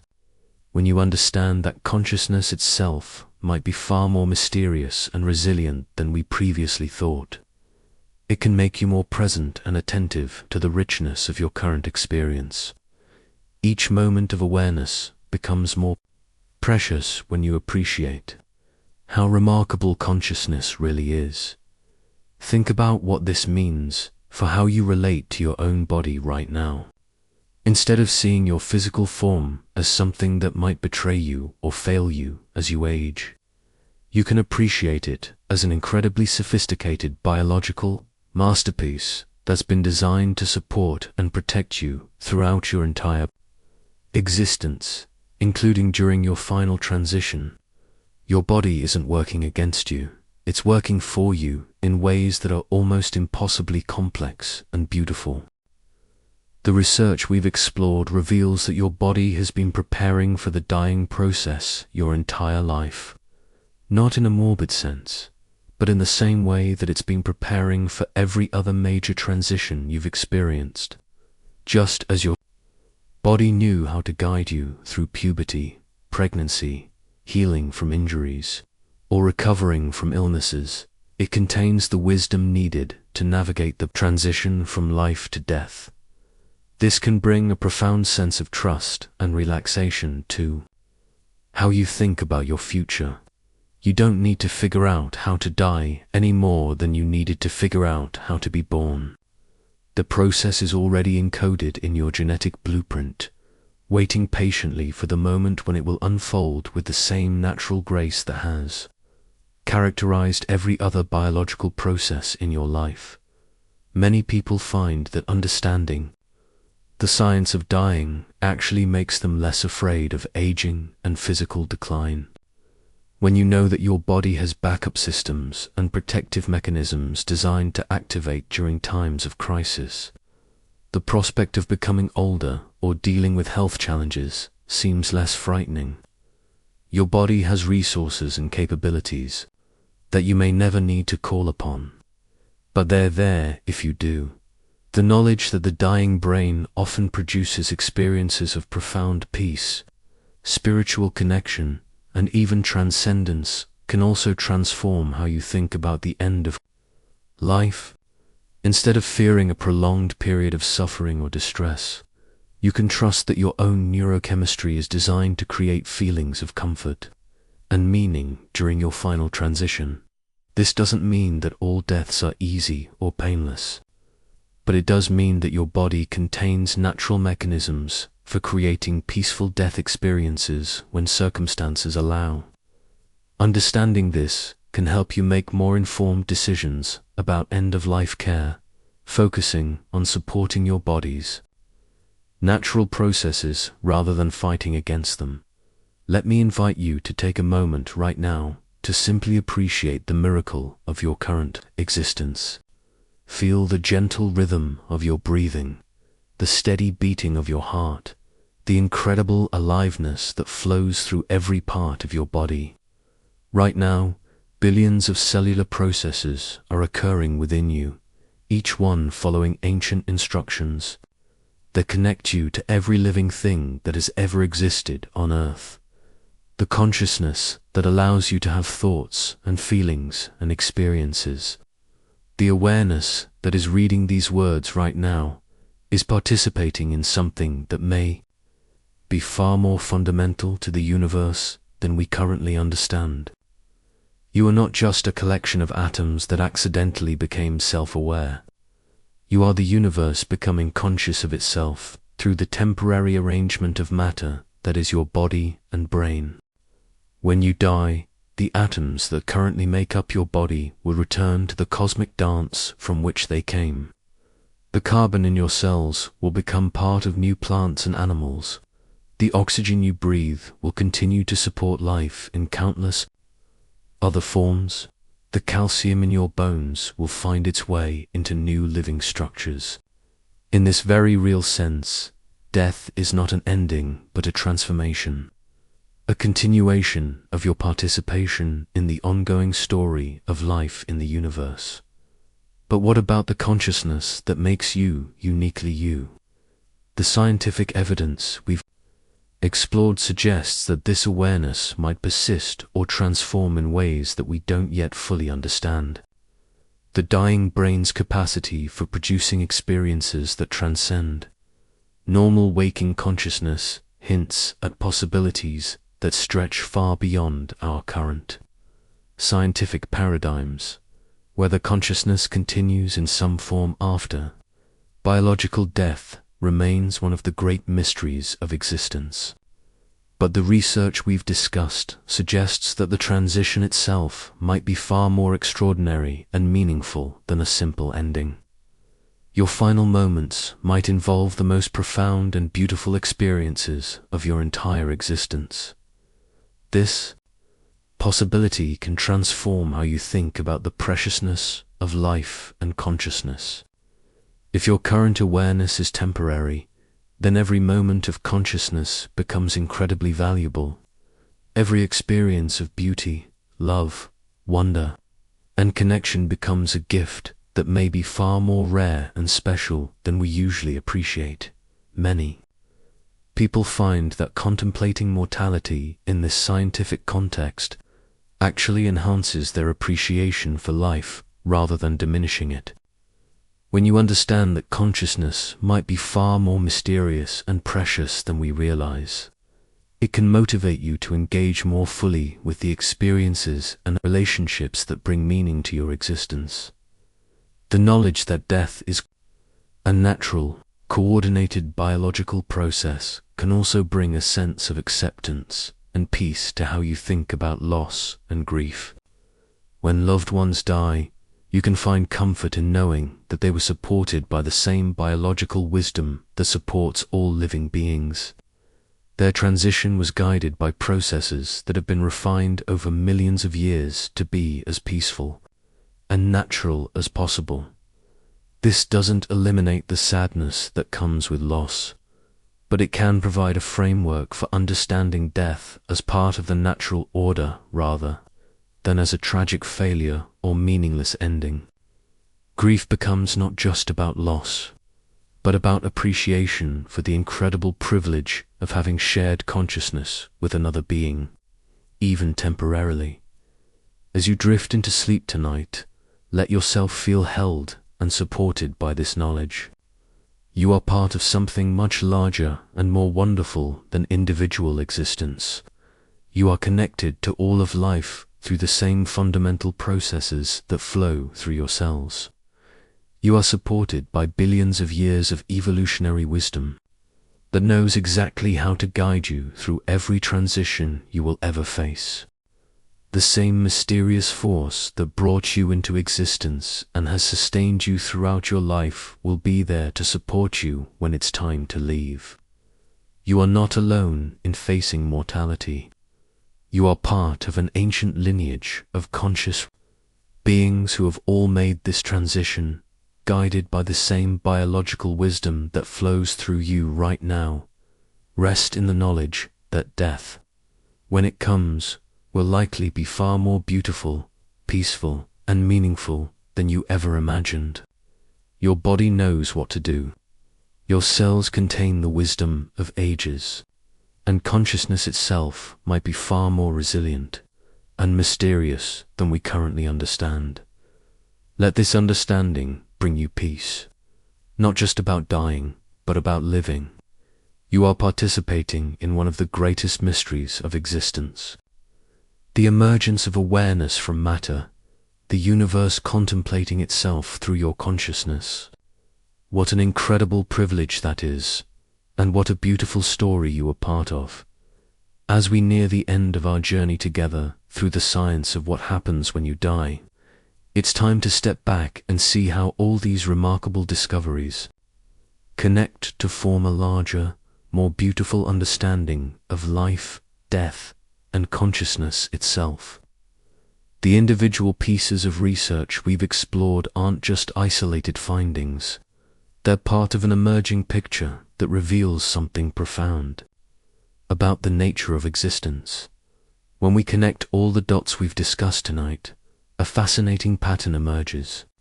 The dying process isn't random or chaotic, but follows elegant biological principles that appear throughout the natural world. The same forces that guide the development of an embryo, the healing of a wound, or the coordinated behavior of cells in a healthy organism also orchestrate the transition from life to death with remarkable sophistication at the molecular level. We've seen how individual proteins and cellular machines follow precise instructions encoded in your DNA to create coordinated responses to the dying process. At the cellular level, different types of cells throughout your body communicate and coordinate their activities to maintain essential functions for as long as possible. At the organ system level, your heart, brain, lungs, and other organs work together in intricate patterns that have been refined over millions of years of evolution. But the connections extend far beyond individual biology. The same elements that make up your body were forged in the nuclear furnaces of ancient stars and have been cycling through living and non-living systems for billions of years. The consciousness that allows you to contemplate these mysteries might be connected to fundamental properties of the universe that we're only beginning to understand. This reveals something profound about your place in the cosmos. You're not separate from the natural world. You're an expression of it. The biological processes that keep you alive and will eventually guide you through dying are the same processes that sustain all life on Earth. You're connected to every living thing through these shared mechanisms, part of an unbroken chain of life that stretches back to the very origins of existence on this planet. The dying process itself represents the culmination of this incredible biological story. When your time comes, your body will perform the most sophisticated biological symphony it has ever conducted, drawing on evolutionary wisdom that has been accumulated over billions of years.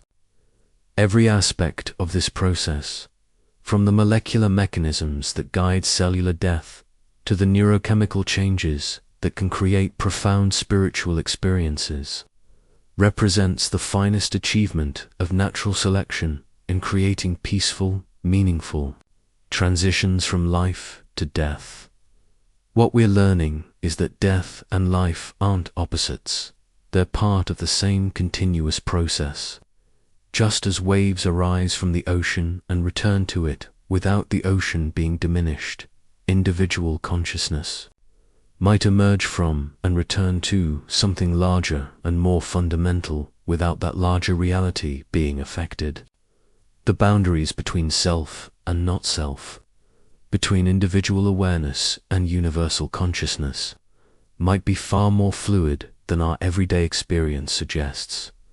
This understanding transforms how we think about the meaning and purpose of individual existence. If consciousness is temporary, then every moment of awareness becomes incredibly precious. If death is a transformation rather than an ending, then life becomes part of a larger story that continues beyond individual experience. Your thoughts, actions, relationships, and contributions to the world become part of an ongoing narrative that extends far beyond your biological lifetime. The scientific method itself, which has revealed these remarkable insights about dying and consciousness, represents one of humanity's greatest achievements in understanding the natural world. Through careful observation, rigorous experimentation, and collaborative investigation, scientists have been able to peer into processes that were completely mysterious to our ancestors. Yet the more we learn, the more we discover that reality is far more complex, beautiful, and mysterious than we ever imagined. This is the dance of science that makes the pursuit of knowledge so rewarding. Each answer we discover reveals new questions that are even more fascinating than the ones we started with. The research into death and consciousness is opening up entirely new frontiers of investigation that will likely occupy scientists for generations to come. But perhaps most importantly, this scientific exploration is revealing that the ancient questions that have occupied human minds for thousands of years, questions about the nature of consciousness, the meaning of death, and our place in the universe, are not just philosophical abstractions, but legitimate subjects for scientific investigation. The boundaries between science and spirituality, between objective research and subjective experience, are becoming more permeable as we develop better tools for studying consciousness.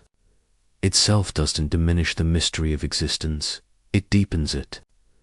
The more we understand about the biological processes underlying death and consciousness, the more we realize how much we still don't know. But this unknown territory isn't frightening, it's filled with wonder and possibility. Each new discovery suggests that reality might be far more rich, complex, and beautiful than we currently comprehend. The integration of all this knowledge creates a picture of death that is radically different from the simple ending that most people fear. Instead of termination, death appears to be transformation. Instead of chaos, there's coordination. Instead of meaninglessness, there's profound biological and possibly spiritual significance. The dying process represents billions of years of evolutionary refinement focused on creating the most peaceful and meaningful transition possible. This understanding can fundamentally change how you approach not just death, but life itself.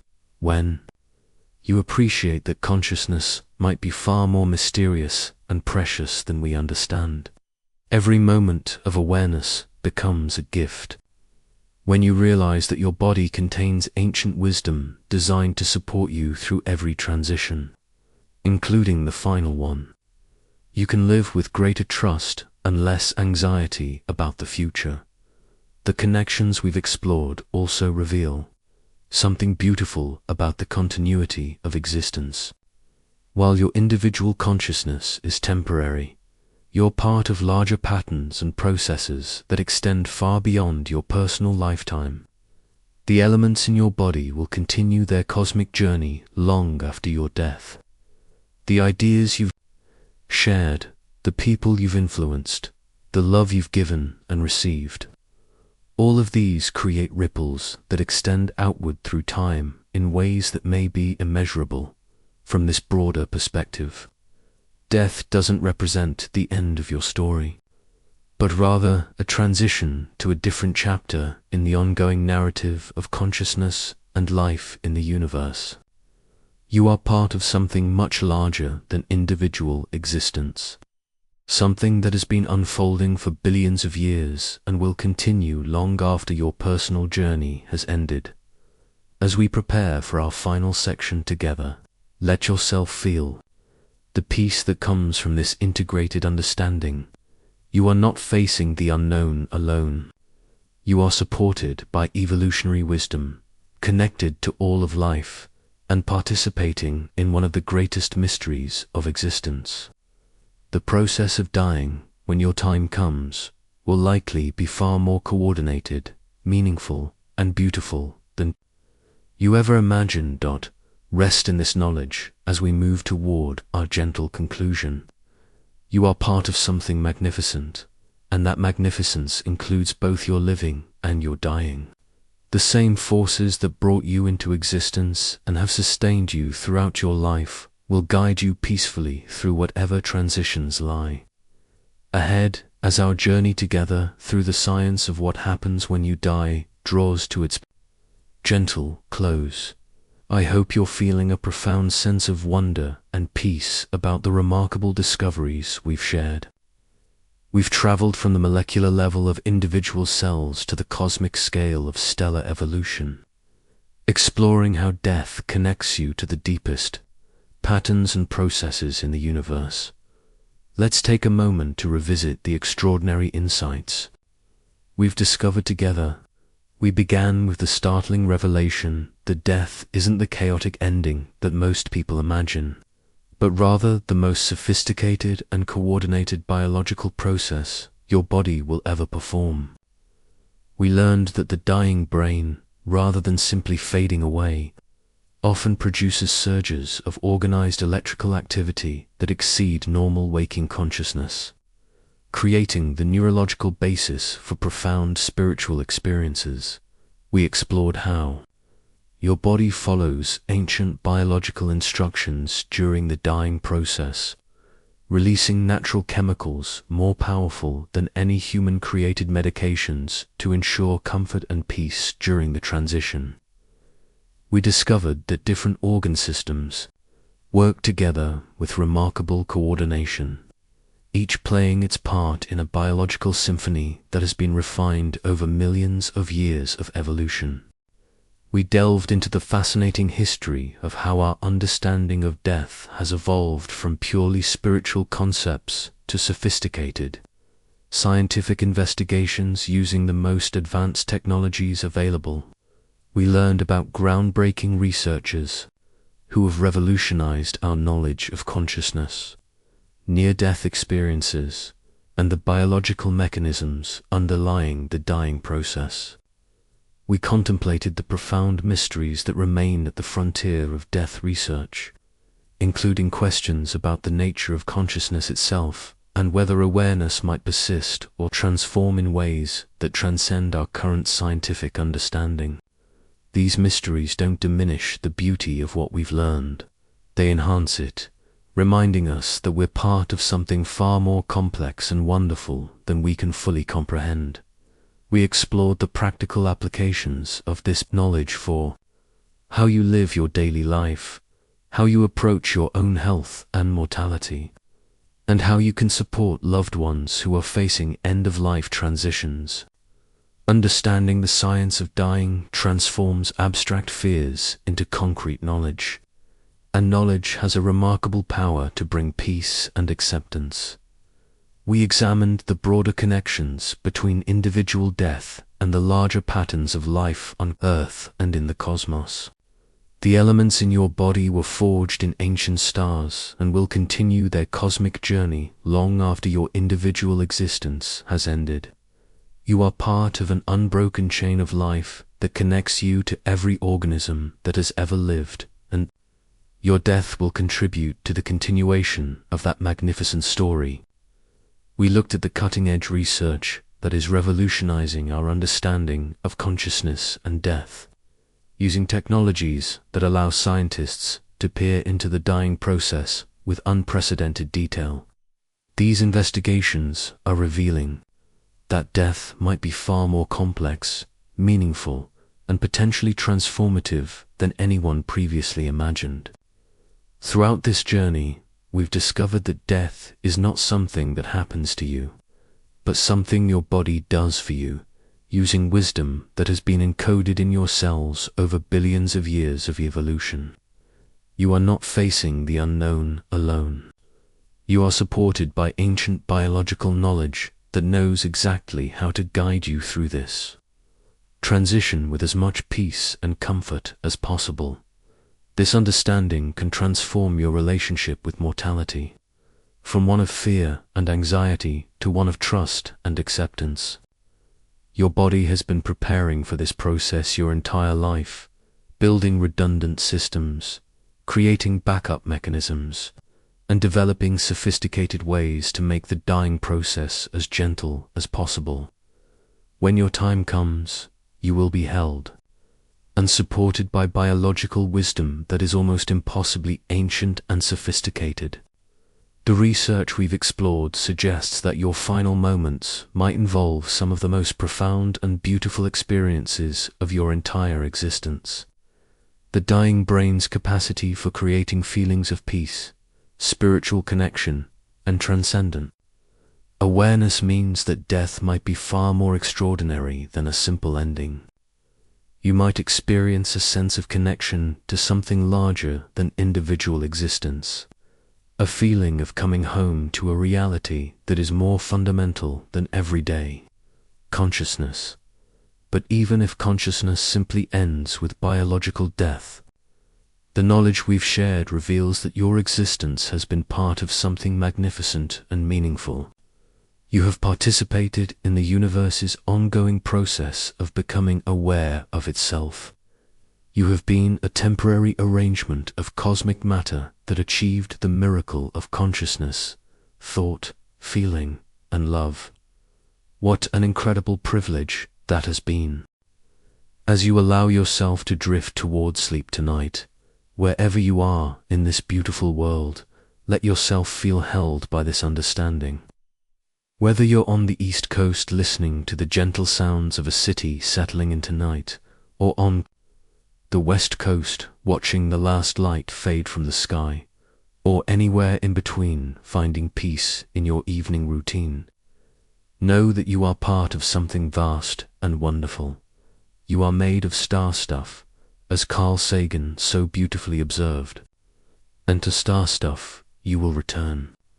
But in between, you get to experience the extraordinary gift of consciousness, the remarkable ability to contemplate the very mysteries we've explored tonight. You get to feel wonder, to experience love, to appreciate beauty, to form connections with other conscious beings, and to participate in the ongoing story of awareness in the universe. The same mysterious forces that brought you into existence from cosmic dust and stellar debris, that guided your development from a single cell into the complex, conscious being you are today, will be there to support you through whatever transitions lie ahead. You are not alone in this journey. You are part of an ancient lineage of conscious beings, all of whom have faced the same questions and experienced the same transitions that await you. If this exploration has brought you comfort, wonder, or a new perspective on mortality, I encourage you to share these feelings with others who might benefit from this knowledge. Understanding the science of death can be a profound gift that transforms fear into curiosity and anxiety into peace. Please consider liking this video and subscribing to our channel if you'd like to continue exploring the beautiful mysteries of science and consciousness together. The knowledge we've shared tonight isn't just about dying, it's about living more fully, with greater appreciation for the miracle of consciousness and the sophistication of the biological systems that support your existence. It's about understanding your place in the cosmic story and finding meaning in your temporary but precious participation in the universe's ongoing evolution. As you let your thoughts begin to soften and your breathing slow down naturally, remember that the same processes that keep you alive right now, that allow you to have thoughts and dreams and experiences, are connected to the deepest patterns in nature. Your heartbeat echoes rhythms that have been playing out for billions of years. Your breathing participates in the same cycles that have sustained life on Earth since the very beginning. Let yourself feel the incredible aliveness that flows through your body right now, the gentle warmth of circulation, the subtle movements of breath, the quiet electrical activity in your nervous system that creates your thoughts and awareness. All of this is part of the same biological wisdom that will, when the time comes, guide you peacefully through your final transition. You can rest tonight knowing that you are part of something much larger and more beautiful than individual existence. You are connected to all of life through the same fundamental processes that flow through every living being. You are supported by evolutionary wisdom that has been tested and refined over countless generations, and you are participating in mysteries that may be far more wonderful than we can currently imagine. Sweet dreams. Dear listener, wherever you are in this vast and beautiful world, let yourself drift gently into sleep, held by the knowledge that you are part of something magnificent. Your existence is precious, your consciousness is a gift, and your story is part of a larger narrative that is still being written by the universe itself. Rest well, and remember that every ending is also a beginning. The atoms that make up your body will continue their cosmic dance long after your individual journey has ended, and the consciousness you carry might be part of something far more enduring and beautiful than we yet understand. Thank you for sharing this exploration with me tonight. Until we meet again in the wonder of scientific discovery, sleep peacefully and dream well.